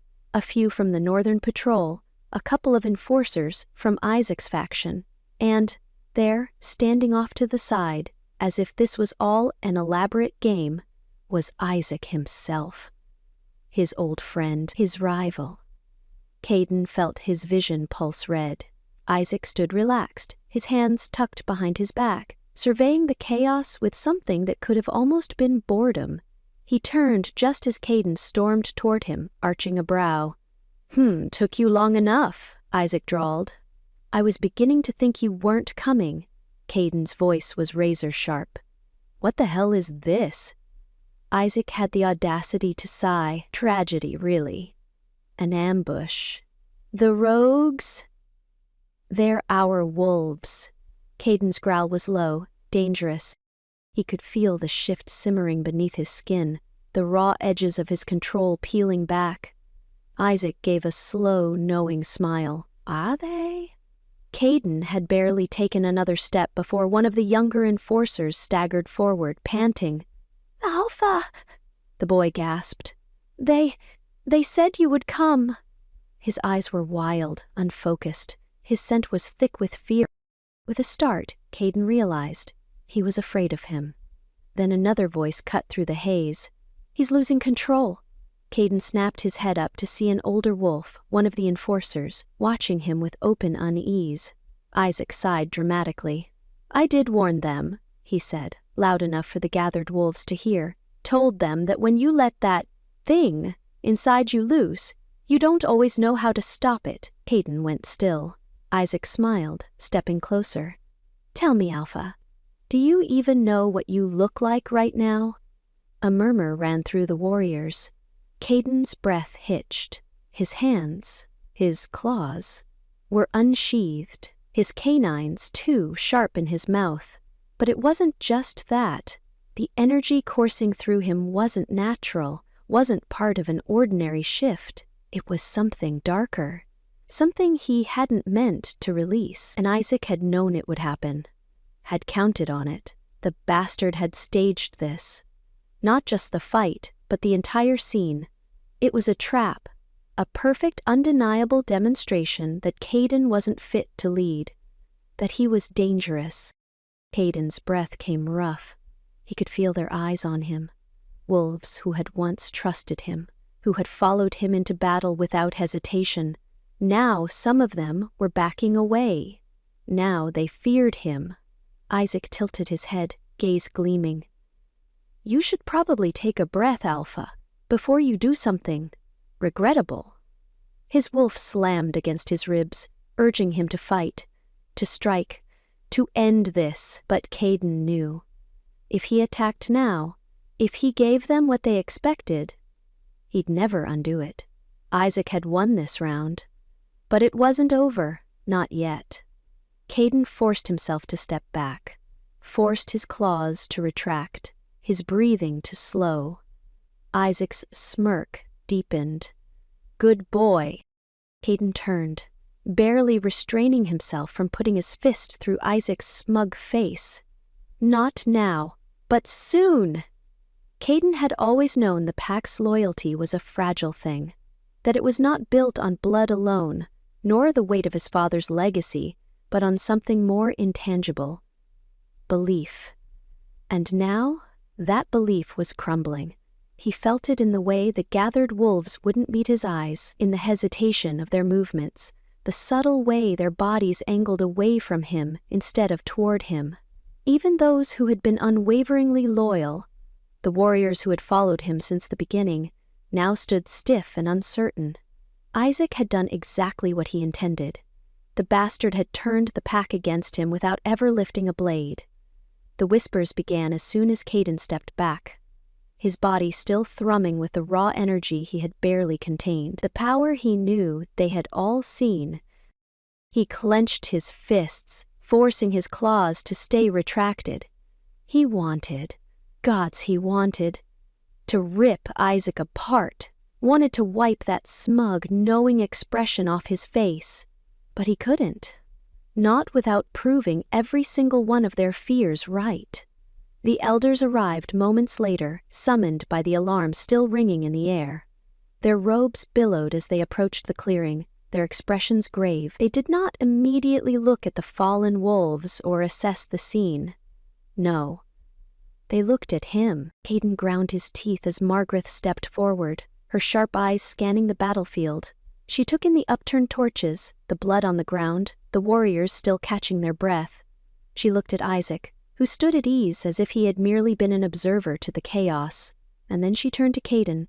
The look in her eyes was unreadable, but it wasn't trust. It wasn't certainty. "The Northern Patrol reports of an attack," she said, her voice measured, "and yet we find no rogues." She tilted her head, her piercing gaze like a blade. "Only our own." A murmur rippled through the watching wolves. Caden forced himself to breathe. "Because this wasn't a rogue attack," he said, his voice steady. "This was staged." Isaac let out a soft, almost pitying chuckle. "Staged?" one of the elders echoed, frowning. Caden ignored them. His eyes were locked on Isaac, who lifted his hands in mock surrender. "I hate to be the one to say it, Alpha, but you were the only one out of control here." The word hit the air like a stone dropped into a still pond. Out of control. Another murmur ran through the warriors.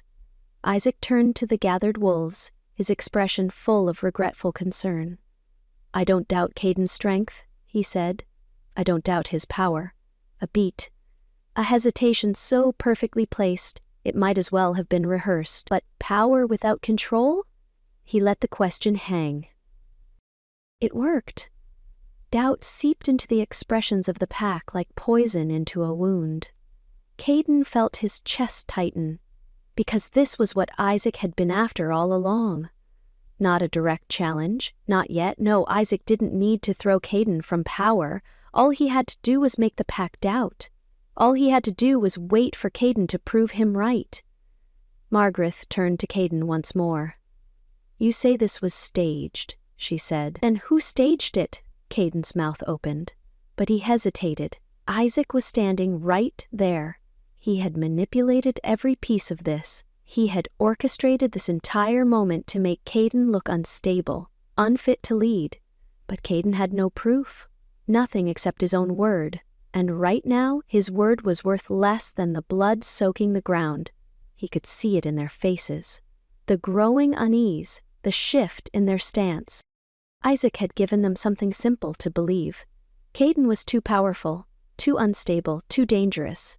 And Caden? Caden had given them nothing but his anger. So he did the only thing he could.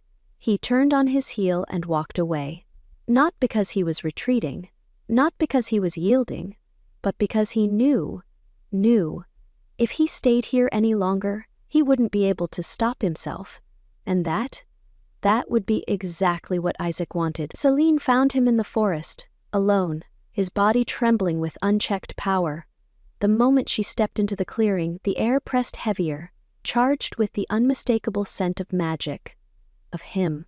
She had felt it even before she arrived, the way the ground itself seemed to hum, the way the wind curled unnaturally around the trees. Caden was on his knees in the dirt, his breathing ragged, fingers digging into the earth as though trying to ground himself. His muscles were taut, his jaw locked so tightly it looked painful, and his eyes, gods, his eyes glowed with something primal, something raw. The wolf was too close. Celine should have walked away, should have left him to wrestle with whatever force inside him was trying to take hold. But she didn't. She stepped forward. Slowly, carefully. Caden. He flinched, a snarl ripping from his throat. Celine didn't move. Didn't let the fear creeping along her spine show. She had seen power like this before, had felt its weight.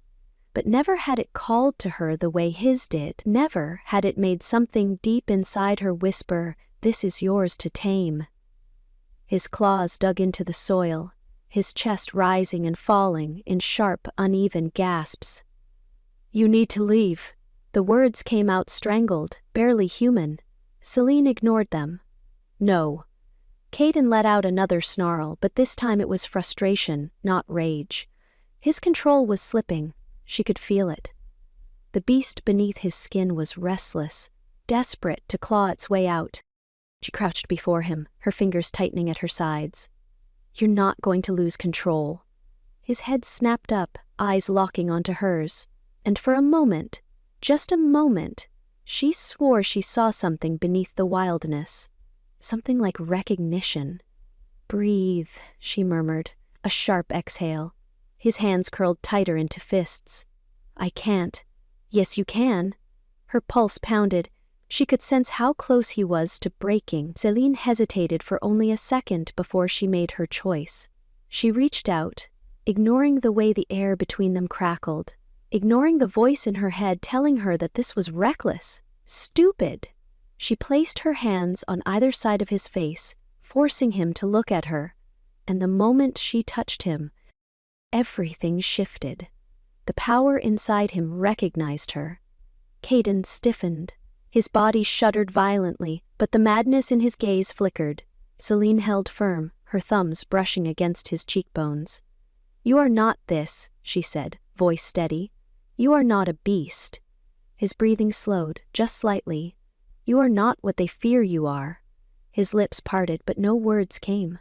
Celine felt the shift happen, felt the tension start to unravel beneath her fingers. It was a dangerous thing, touching him when he was like this, but some part of her knew that he wouldn't hurt her, that his wolf wouldn't hurt her. The power that had filled the clearing, suffocating in its intensity, began to recede. Caden sagged, his head bowing forward, his breathing rough and uneven. Celine didn't move, didn't pull away. She had done it. She had tamed him. But as the adrenaline ebbed, another realization struck her, one that sent ice slithering down her spine. Why had she come here? Why had she felt him, known where to find him? She swallowed hard, her fingers still resting against his skin. She had come to this territory with a purpose. There were things she wasn't telling him, things she wasn't even sure of herself. She had never doubted her own motives before, but now, looking at him, feeling the way her body recognized his, the way his power had responded to her, Celine realized something terrifying. She might not be in control of this, either. Caden's breath was still ragged, but the wildness in his eyes had faded. What remained was something raw, something fractured. Celine could feel the power inside him shifting, not vanishing, but settling, like a tide that had surged too high but was now retreating, leaving the shore reshaped in its wake. She should have pulled away, should have let him process whatever storm she had just dragged him back from, but her hands remained where they were, cupping his face, her thumbs absently tracing the sharp edges of his cheekbones. His skin was warm beneath her touch, alive with something she wasn't sure had ever been meant for her to feel. "You're still here," he murmured, voice rough. Celine arched a brow. "Were you expecting me to run?" Caden huffed a humorless laugh, dropping his head back against the tree trunk. "Everyone else does." The quiet admission struck something deep in her chest. The grade, feared alpha, untouchable, indomitable, felt alone. Celine didn't let go. Then they're fools. Caden's eyes snapped to hers, sharp as a blade catching moonlight. For a long moment he didn't speak, didn't blink. The air between them was thick, charged, but not with fear, not with danger, with understanding. Her heart pounded in her ribs, and she wasn't sure anymore if it was hers or if it was his, if it was something they had begun to share without realizing it. He let out a slow breath, the ghost of something bitter in his expression. "You don't know what I am." Celine held his gaze. "I know enough." She let her fingers slide away from his face, but only just, trailing down his jaw. Caden didn't flinch. He didn't stop her. She knew what he saw when he looked at himself. Monstrosity, a loss of control. She had felt it. The moment his power had nearly consumed him. It was not evil, it was not wrong, it was something vast, something ancient. And it had recognized her. She leaned closer, lowering her voice. "You think this power is a curse, but it isn't." Caden's throat bobbed. "Then what is it?" Celine tilted her head slightly, as if considering. Then she whispered, "It's yours." He sucked in a breath. She didn't mean to reach for his hand, but she did. And when their fingers brushed, something inside him settled, like a lock finally clicking into place. His gaze flickered to where their hands rested, where his callous palm was now entwined with hers. When he looked back up at her, there was something different in his expression.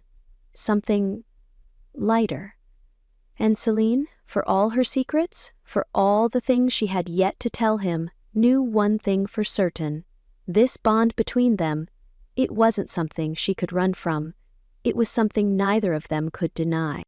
Chapter 6. The Enemy Within. The council chamber was far too small to contain the storm brewing within it. Isaac stood near the center of the room, relaxed, confident, like a man who already knew he had won. The faintest smile played at his lips as he addressed the gathered wolves, his voice laced with something dangerously close to sympathy.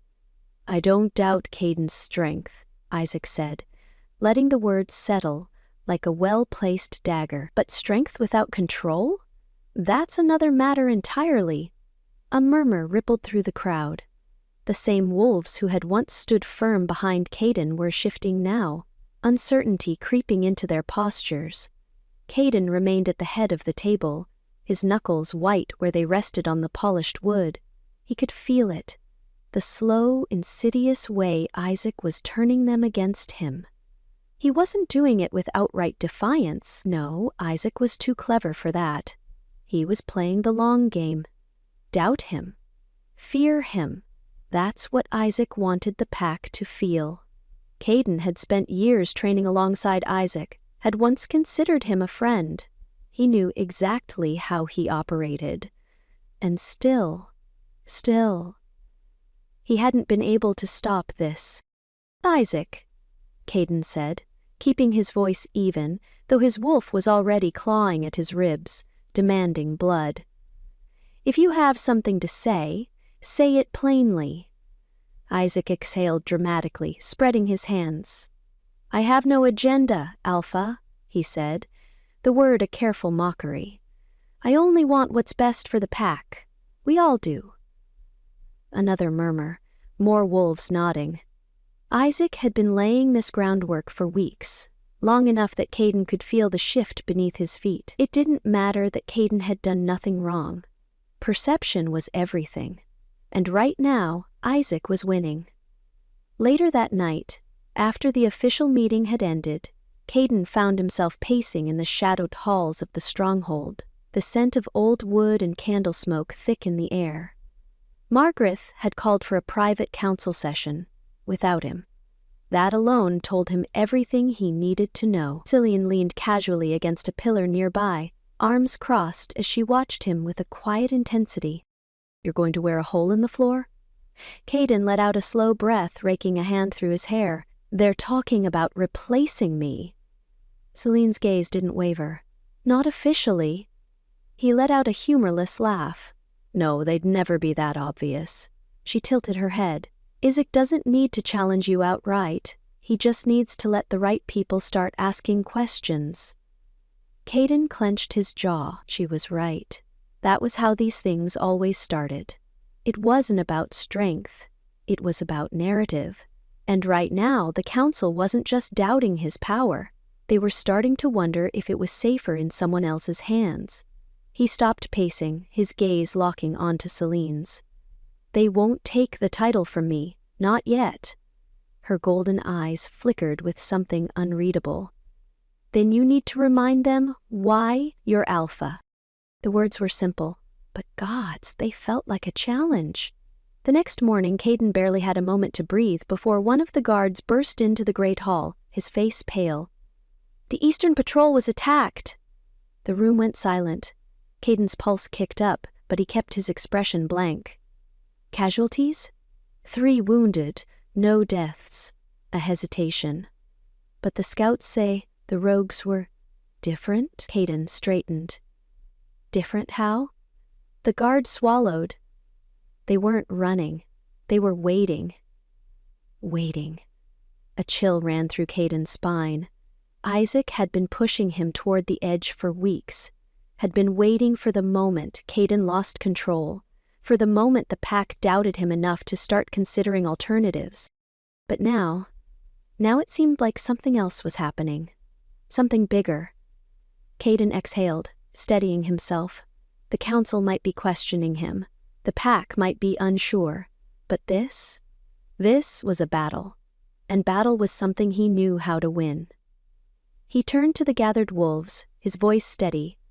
"Gather the warriors. We ride at dusk." No one argued. Because for all their whispers, for all their doubts, Caden was still their alpha, and it was time they remembered it. Chapter 6. The Enemy Within. The chamber beneath the stronghold was older than the walls above it, older than the council's rule, older than the pack itself. It smelled of aged parchment and damp stone, of secrets long buried beneath layers of dust and time. Caden's breath was steady as he ran his fingers over the edge of an ancient chest, its iron clasps rusted, but still firm. He and Celine had followed the trail here, a whispered legend passed between the oldest members of the pack, a half-forgotten story about a place where knowledge had been hidden when war threatened to rewrite history. Celine crouched beside him, her golden eyes sharp as she ran her hand over the carvings along the lid. "This script, it's not just old, it's pre-ascension." Caden cast her a questioning glance. She didn't look at him. "Before the current ruling bloodlines took power, before the prophecies we know now were ever spoken, this is from the age before history was rewritten." A slow dread curled in Caden's stomach. He wrenched the chest open. Inside, a stack of scrolls lay carefully preserved, wrapped in thin layers of waxed cloth. Celine reached for one, fingers steady despite the weight of what they were about to uncover. She unrolled the fragile parchment and scanned the ancient text. As she read, her lips parted slightly, her expression shifting from intrigue to something more uncertain. Caden leaned over her shoulder. "What does it say?" Celine exhaled slowly, then read aloud. "The heart of the wolf shall awaken, but beware. For 2 paths lie ahead. One shall lead to ruin, the other to salvation. The wolf blessed with power will not stand alone. One shall rise beside him. A tether, a test, a choice." She stopped. Caden frowned. "That's not the prophecy I was taught." "No?" Celine murmured, "because this is the full version." A cold realization settled over him. "They've been hiding this." Celine looked up at him, her gaze unreadable. "The prophecy doesn't say you are the only one with power. It says someone stands beside you, a tether." She didn't have to say the words aloud. They were staring at her. Caden pushed off the ground, pacing as the implications unfolded in his mind. "This isn't just about me," he said, rubbing a hand over his jaw. "Isaac isn't just trying to take my place. He's been playing a much bigger game." Celine was still studying the scroll, her brows drawn. "He's been waiting for this moment, and I don't think he's acting alone." Caden stiffened. "What do you mean?" She hesitated, then reached for another scroll. It was thinner, the ink darker, as if the writer had been in a hurry, desperate to preserve something before it was lost. She scanned the text, then read aloud. "Beware the false alpha, the one who would twist the fate of the pack. He who wears the face of a brother, but holds the heart of a traitor. His rise shall herald the return of the war we once buried. Silence settled between them. Caden stared at the words, his breath slow and even despite the rage curling inside him. They were talking about this. His voice was quiet. This moment, this fight. Celine met his gaze. And Isaac? It wasn't just a power struggle. It wasn't just a challenge for leadership. This was something older, something planned. Caden clenched his jaw. He knew. He's known all along. Celine hesitated. She set the scrolls down carefully, but she didn't meet his eyes. Caden narrowed his gaze. There's something you're not telling me. A long silence. Then, softly, I didn't come here by accident. Caden's stomach dropped. Celine finally looked up, her face unreadable. I came here to find you. His pulse was a drum in his ears. Why? She exhaled as if bracing herself. Because someone else already knew about the prophecy, the real prophecy, and they sent me to make sure it played out the way it was meant to. His body went still. Someone had sent her. Everything. Their meeting, the connection, the bond, hadn't been fate. It had been arranged. Caden swallowed against the sharp ache rising in his chest. Who sent you? Celine hesitated just long enough for him to know he wasn't going to like the answer. Then she said, the ones who started the war in the first place. Chapter 7. The Climax. Awakening the Alpha's Heart. The first howl shattered the night like breaking glass. Caden was already moving before the second howl came, his body instinct-driven, his wolf pushing forward in a way it never had before. The air was thick with the scent of iron, of war. They were here. Isaac had finally made his move. The stronghold gates loomed ahead, reinforced wood and steel that had stood for generations. But no walls, no defenses could stop what was coming. Torches flickered in the distance, casting eerie light across the treetops, revealing shifting shadows. Not just rogues, not just his traitors. Isaac had brought an army. Caden skidded to a halt at the inner courtyard, where warriors were already assembling, growls and clipped orders cutting through the heavy tension. The council stood rigid, waiting for him, for their alpha, for the moment that would decide everything. Celine appeared beside him, her cloak billowing, her golden eyes darkened with something unreadable. He hadn't spoken to her since her confession, since she had told him the truth, that she had been sent to manipulate him, to push him toward his fate. But now none of that mattered. The war had come to them. Ranulph, his father's former advisor, stepped forward. Isaac's forces are at the north gate. His voice was grim. They won't stop until they breach the stronghold. A steady, controlled breath. Caden let the wolf rise just enough to sharpen his focus, to drown out the noise, the doubt. He turned to Celine. How many? She didn't hesitate. At least 50. Some wolves, some... She exhaled, her jaw tightening. Some not entirely wolves anymore. Caden's stomach coiled. Isaac has been using something else, the artifacts, the ancient power. And now it wasn't just a coup, it was something darker. The full weight of responsibility settled over him, not as a burden, but as a force waiting to be unleashed. He had spent weeks fearing his power, fearing what it might do to him. Now he would use it. Caden turned to the warriors, his voice cutting through the night like steel meeting stone. They think we're broken. They think we'll turn against each other. His gaze swept across the faces of his pack, lingering on those who had doubted, those who had wavered. Let's show them what it means to stand as one. A growl of agreement rumbled through the crowd. Caden drew his sword, its polished edge gleaming under the moonlight. Then, with a final glance at Celine, at the bond between them that neither of them fully understood, he charged toward battle. The night pulsed with the rhythm of war. Caden tore through the battlefield, his sword slicing clean through the rogue in front of him, silver flashing under the pale moonlight. Blood sprayed across the dirt, the scent thick and raw. But there was no time to register it. Another enemy was already lunging. His wolf surged beneath his skin, demanding to be freed, to take control. It had been clawing at him for weeks, threatening to consume him, but now it wanted out. Caden fought back the shift, gritting his teeth as he blocked an incoming strike. The pain of holding the power in check was excruciating, fire burning through his veins, his muscles stretching too tight. He could feel it happening. The breaking point, the moment where he would either control his power or be consumed by it. Isaac's voice cut through the chaos, mocking and sharp. "Look at him! Your alpha can't even control his own damn body!" Caden swung his sword, but the world was blurring, heat and energy twisting inside him. His vision pulsed black for a moment, his limbs going rigid. No, not now. Isaac was laughing. The warriors around them hesitated. The council watched from the distance, doubt flickering across their faces. The pack was waiting for him to fail.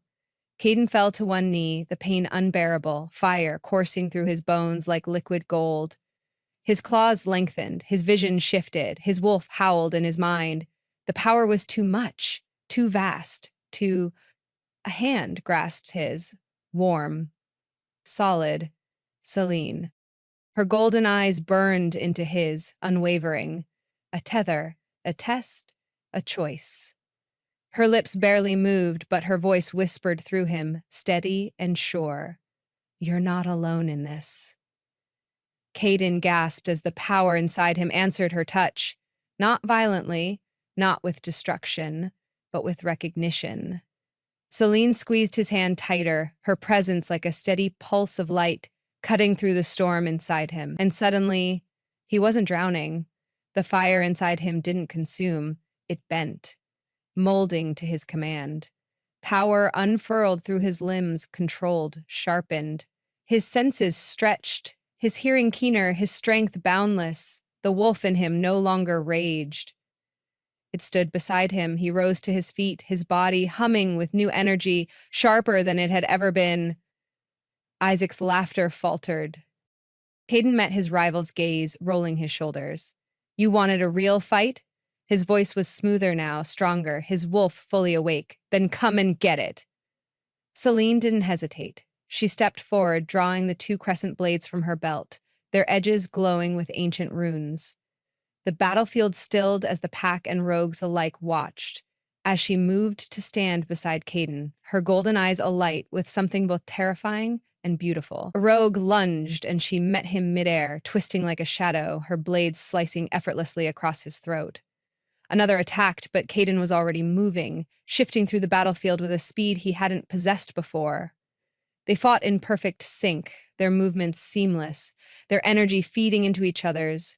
Celine's power hummed through the bond between them, steady and unwavering. Not a weakness, a force. Caden met her gaze mid-battle, and in that moment something in his chest locked into place. She hadn't been sent to manipulate him. She had been sent for him. Fate. Destiny. The prophecy. It had never been about one leader, one warrior, one alpha. It had been about them. Their bond was not a chain, it was a weapon. And tonight they would wield it together. The battlefield was painted in blood and moonlight. The scent of iron thickened the air as Caden stood over Isaac, his chest heaving, his fingers curled around the hilt of his sword. The energy still burned in his veins, raw and primal, but it was no longer wild. It was his. Isaac lay sprawled in the dirt, blood dripping from his split lip, his breaths ragged.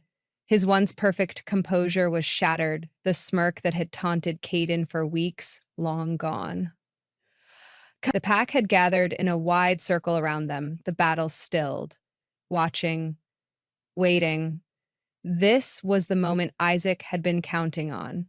The moment Caden would prove himself to be nothing more than the monster he had painted him as. But Caden was done playing his game. He stepped closer, pressing his blade against Isaac's throat just enough to make his rival still beneath him. Isaac's breath hitched, but he didn't plead, didn't beg. He just looked up, something almost resigned in his eyes. "Go on, then," he rasped, his voice hoarse. "End it." Caden tightened his grip on the sword, then stopped.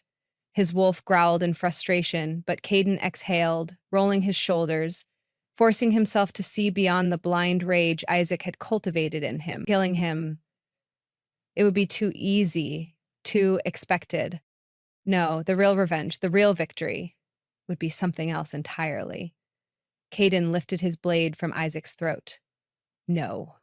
A murmur rippled through the watching wolves. Isaac's brows furrowed. What? Caden stepped back. You wanted me to lose control, he said, voice steady, loud enough for the pack to hear. You wanted me to become the monster you told them I was. He sheathed his sword with deliberate slowness. But I'm not you, Isaac. Isaac's lips curled into something bitter, almost a snarl. Caden turned to the pack, to the warriors, to the council. This was never about me, never about leadership. His gaze swept across them. Isaac isn't the true enemy. A stillness settled over the clearing. Celine stepped forward then, golden eyes sharp as she moved to Caden's side. She met Isaac's gaze, her voice measured. Tell them, she said. Isaac's breath stuttered. Tell them what? Caden's voice was a blade. Tell them who you were working with. A flicker of something in Isaac's face, barely a second, but Caden saw it, saw the truth. Isaac had been a pawn, a willing one perhaps, but not the one pulling the strings. Someone had been feeding him lies, nudging his ambition, setting him on this path. Isaac swallowed, his throat bobbing. But before he could speak, a sharp, cold laugh cut through the air. Margaret. The elder wolf stepped forward from the gathered crowd, her expression calm, too calm. Oh, dear boy, she sighed. You were always too clever for your own good. The shift in the atmosphere was immediate. Isaac stiffened on the ground, realization flashing through his eyes. Caden's pulse pounded in his ears as Margaret turned to the pack, her voice smooth, patient, practiced. We all want what's best for the pack, she said. I only did what was necessary to ensure its survival. A chill ran down Caden's spine. This wasn't just a coup. This had been planned for years, and now the real war was about to begin. The silence stretched through the battlefield like a blade against a whetstone, sharp, expectant, and dangerous. Caden felt every pair of eyes locked onto him, warriors, council members, the wounded and the wary, all waiting. The night air was thick with tension, the aftermath of battle lingering in every shallow breath. And then, Margaret, the woman he had trusted as an elder, as an advisor, smiled. I did what was necessary, she repeated, voice measured and unwavering, like she was explaining simple logic to a stubborn child. You think leadership is about power, Caden? It's about legacy. About ensuring our kind survives. Caden forced himself to breathe, to keep the rage simmering beneath his skin from consuming him. His wolf was awake now, sharper than before, but calm, focused. You used him, Caden said, nodding toward Isaac, who had gone deathly still beside him. Margaret didn't deny it. Isaac let out a slow breath, his voice rasping. You fed me those doubts. You whispered in my ear when I was too blind to see what you were doing. Margaret arched a brow. And yet you did exactly as you were meant to, didn't you? A murmur rippled through the pack. Doubt.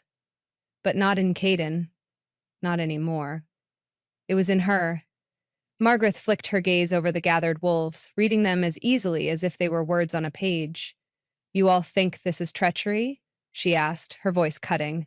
You think he, she gestured at Caden, is what we need? Caden turned to face his pack, his people. He took in their expressions, the wariness, the exhaustion, the fear still lingering in their eyes. But beneath it, something else was growing. Faith. They had seen him fight, had seen him hold back when they feared he wouldn't, had seen him spare a rival when Isaac had given them nothing but chaos and betrayal. Caden lifted his chin. I have made mistakes, he said, his voice steady. I have doubted myself, doubted the strength of this pack, but I have never acted for my own gain. The crowd shifted, some standing straighter, some stepping closer. I stand here now, not because of my bloodline, he continued, sweeping his gaze over them, but because I will fight for every single one of you, because I will not let anyone, rogue, traitor, or elder, decide your fates for you. More murmurs now, but not uncertain, not fearful. Isaac, still on the ground, let out a bitter laugh. You always were better at rallying people. Caden glanced down at him. Because I don't see them as pawns. Isaac flinched. Margaret's lips parted slightly, as if just now realizing she had lost control of the moment. Caden stepped toward her. You claim this was for the good of the pack, he said, his voice low but filled with an authority that sent a shiver through the watching wolves. But you didn't trust them to decide for themselves. A tense silence. Then a single voice, rough but sure, broke through the night. I stand with the Alpha. Ranulph, the grizzled war captain, stepped forward, planting his blade in the ground at Caden's feet, a sign of loyalty. Then another voice. I stand with the Alpha. Then another, and another, until the entire pack, every warrior, every scout, even those who had doubted him only hours before, lifted their voices in unison. So Caden's chest tightened, but he didn't let it show. He met Margaret's gaze, his own steady. You wanted a leader, he murmured. Now you've got one. Margaret took a slow step back, and for the first time that night, she looked afraid. The night air was thick with the scent of pine, of blood and sweat, of something new settling over the pack like the first breath after a long-held silence. Haleusis, Caden stood at the center of it all, the weight of battle still pressing on his shoulders, but lighter now, because he wasn't carrying it alone. Celine stood beside him, her golden eyes reflecting the last flickers of torchlight, her expression unreadable. They had won. The pack had chosen him. But this was the moment that mattered more than any victory. Celine took a slow step toward him, her gaze steady, as if she could already hear the unspoken thoughts racing through his mind. Her voice was quiet, but it carried, grounding him more than anything else had tonight. He met her eyes, and for the first time, there was no fear in what he saw there. No hesitation, no uncertainty, just them. You don't have to stay, he said, voice rough, as if the words themselves pained him. I know why you came here. I know it wasn't by choice. Celine exhaled, a soft laugh escaping her lips, though there was no humor in it. You? Caden's throat tightened. I came here with a purpose, she admitted, stepping closer, her fingers curling slightly at her sides, as if holding herself back. But fate didn't care about that. It didn't care about what I thought I knew or what I thought I wanted. Her fingers brushed against his, a small, fleeting touch, but the bond between them flared, burning in the space between their skin. Celine lifted her chin. It brought me to you, Caden. His pulse roared in his ears. I don't belong to anyone, she continued, voice steadier now. Not to the ones who sent me, not to the past that tried to shape me. She tilted her head slightly, a whisper of a smirk at the corner of her lips. But if I belong anywhere, her fingers curled around his. It's here, with you. Caden didn't think. He moved, closing the distance between them, crashing into her like a force neither of them had been prepared for. Their mouths met in a kiss that burned, not soft, not tentative, but deep, knowing, acclaiming, a promise. Celine pressed closer, her hands sliding up his chest, his fingers tangling in her hair. Their bond surged, not just in the way their bodies responded to each other, but in the way their very souls recognized the truth between them. First, he thinks, known in his heart, he had a promise not to drop her, not just mates, partners. Caden pulled back just enough to rest his forehead against hers, his breath still ragged. Stay, he murmured. Not because of fate, not because of prophecy. Celine's fingers tightened against his jaw, her lips ghosting over his. I was never going anywhere. The pack had their alpha, and he had his mate. Together they would rebuild, together they would reshape everything, because this wasn't the end. It was only the beginning. Chapter 8. The New Dawn. The first light of dawn painted the horizon in hues of gold and rose, a fragile promise of peace after a night steeped in blood and betrayal. The stronghold, once brimming with tension and uncertainty, was quieter now, the echoes of battle fading into the crisp morning air. Caden stood atop the watchtower, surveying the land below. Smoke still curled from the remains of the torches, and the scent of iron lingered in the air. But the worst had passed. The pack had survived, but survival was not victory.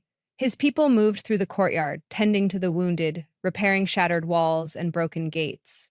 There was no celebration, only quiet determination.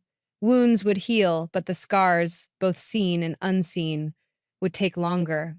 He exhaled, the weight of leadership pressing against his spine. Celine was already awake.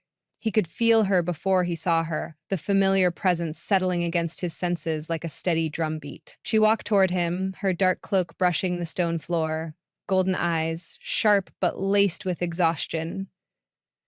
"You need rest," she murmured, stopping beside him. Caden huffed a quiet laugh. "So do you." Celine didn't argue. She leaned against the battlement, gazing down at the pack below. "They're looking to you now." "I know." She studied him, the way his hands curled against the stone, the weight in his posture. "You think they doubt you?" Caden was silent for a long moment. "Not anymore," he admitted, "but I doubt myself." Celine tilted her head slightly, as if considering. "You led them through the fire," she said at last. "And they followed you out of it." He met her gaze then, and for the first time, he allowed himself to see what she saw. Not just an alpha, but the leader they had chosen. The pack was healing, and so was he. Celine reached out, lacing her fingers with his. "This isn't the end, you know." Caden smirked, squeezing her hand gently. "No," he agreed. "It's just the beginning." And as the sun rose over their land, he knew, no matter what came next, they would face it together.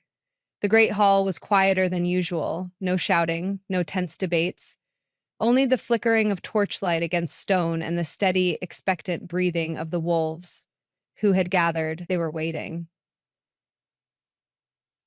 Caden stood at the head of the room, his shoulders squared, his hands braced against the long oak table where the council once held dominion over the fate of the pack. But the council had been fractured, its oldest voices silenced by betrayal, its remaining members unsure of what came next. That uncertainty had once plagued him too. Not anymore. Celine stood just off to his right, her golden gaze unwavering, a silent pillar of support. Caden let his fingers press into the wood as he exhaled. "We rebuild," he said, voice steady, carrying through the hall. "Not just our walls, not just our strength, but our pack. And not as it was before." A murmur, some nods, others wary, hesitant. He pushed forward. "For too long, we have relied on traditions that served the few while forcing the rest to obey without question." His eyes swept across the gathered wolves. "That ends now." His words settled over them like a shock of cold air. "We will no longer allow the council to hold absolute power over our future," he continued. "The pack chooses its leaders, not bloodlines, not ancient laws written by wolves who never lived in the world we do now." Ranulph, the battle-worn warrior, narrowed his eyes. "And who does choose then?" Caden met his gaze. "All of us." More murmurs now, some uncertain, some intrigued. "We are strongest when we stand together," he said. "When we choose each other instead of being told who we must follow. The days of blind loyalty are over." He let the words sink in before delivering the final blow. "If anyone wishes to challenge me for this vision, they are free to do so." Silence. Not a single wolf stood. Celine's lips twitched, just barely, in amusement. Caden leaned back, crossing his arms. "That's what I thought." A slow rumble of agreement rolled through the hall. Ranulph smirked, shaking his head. "Brave words, Alpha." Caden inclined his head. Braver actions to follow. Because this was only the beginning, and he intended to see it through. The air in the great hall felt different now, less suffocating, less burdened by old grievances and silent power struggles. For the first time in years, the pack was listening. Caden could feel it in the way they leaned forward, the way the tension in their shoulders had begun to ease. Not completely, not yet. But this was the start of something new, and Celine stood beside him, a living symbol of it. She wasn't pack-born. She wasn't bound by the laws they had followed for generations. She was other. And Celine shifted at his side, her golden eyes scanning the room, reading the wolves around them, as though she could see the battle still waging inside them. The weight of loyalty versus the fear of the unknown. They had fought for their survival, but now they had to decide how to live. Caden turned to her, speaking not just to her, but to everyone. This pack cannot survive if we keep closing our gates, shutting out those who could strengthen us. He let his gaze sweep over the warriors, the elders, the families who had called this stronghold home for generations. We do not thrive by clinging to the past. We thrive by evolving. A few wolves shifted uneasily, but Ranulph nodded once, arms crossed, his expression thoughtful. Caden inclined his head towards Celine. She has proven herself in battle. She has fought for this pack as fiercely as any of us, and she has challenged me in ways none of you ever dared. Celine smirked slightly at that, but she didn't interrupt. Caden exhaled, his voice steady. She is not just my mate, she is my partner, and I will not lead without her. A murmur rippled through the gathered wolves, some skeptical, others resigned, but then one voice rang out above the rest. I stand with the Alpha, Ranulph declared, stepping forward, his sharp gaze locking onto Celine. And with the one who fights at his side. Another wolf echoed the sentiment, then another, until the hall was filled with the sound of agreement, the chorus of voices weaving together into something unbreakable. Celine met Caden's gaze, something unreadable flickering behind her golden eyes. Then she turned to face the pack, her pack now, and inclined her head. I'm not here to replace what was, she said, voice strong. I'm here to help build what could be. And as the last remnants of the past crumbled to dust, as the pack accepted the future that had already begun to take root, Caden knew this wasn't just the start of his rule. It was the beginning of something far greater, and together they would shape it. Beyond the stronghold walls, where the torchlight faded into the depths of the forest, a figure stood, cloaked in the embrace of the trees, silent, watching. The pack was celebrating inside, the sounds of cautious laughter and murmured conversation slipping through the night air. Wounds had not fully healed, but the battle was over, for now. But this stranger knew better. Their hood was pulled low, obscuring sharp, knowing eyes that flickered with something ancient, something hungry. They reached into their cloak, pulling out a small object, its surface gleaming dully under the sliver of moonlight, a medallion, the same one Isaac had carried. The figure turned it over once, thumb tracing the worn sigil carved into its surface, a symbol older than the pack itself, older than this land. And then, as quietly as they had come, they melted back into the trees, leaving nothing but a whisper of unease behind them. Caden sat on the steps leading down from the great hall, the cool stone solid beneath him. The night was quiet now, the scent of blood and fire finally fading from the air. Celine was beside him, her shoulder just barely brushing his, her warmth grounding him in ways he hadn't realized he needed. He turned his head slightly, watching as she tilted her face toward the sky, her golden eyes reflecting the stars above. You thinking about leaving? He asked quietly. She huffed a soft laugh, shaking her head. Not a chance. He smirked, but there was something more behind it, something real. Good.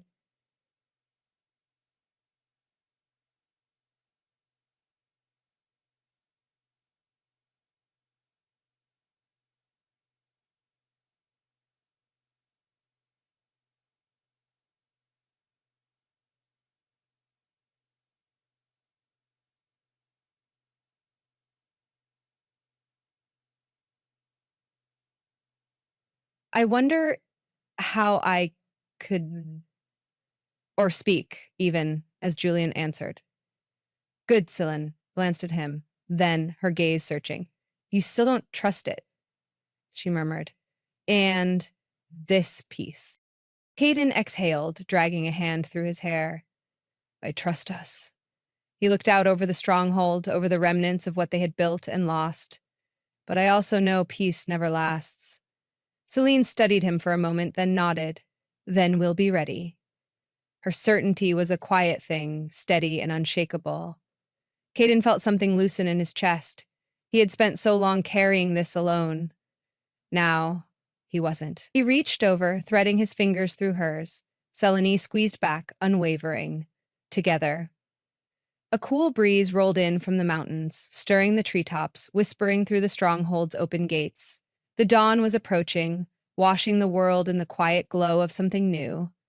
But deep in the woods, where the shadows ran darker and the past had yet to be buried, something moved. Something waited. And though Caden and Celine stood on the edge of a new beginning, though their bond was stronger than ever, they both knew this was far from over. It was only the beginning.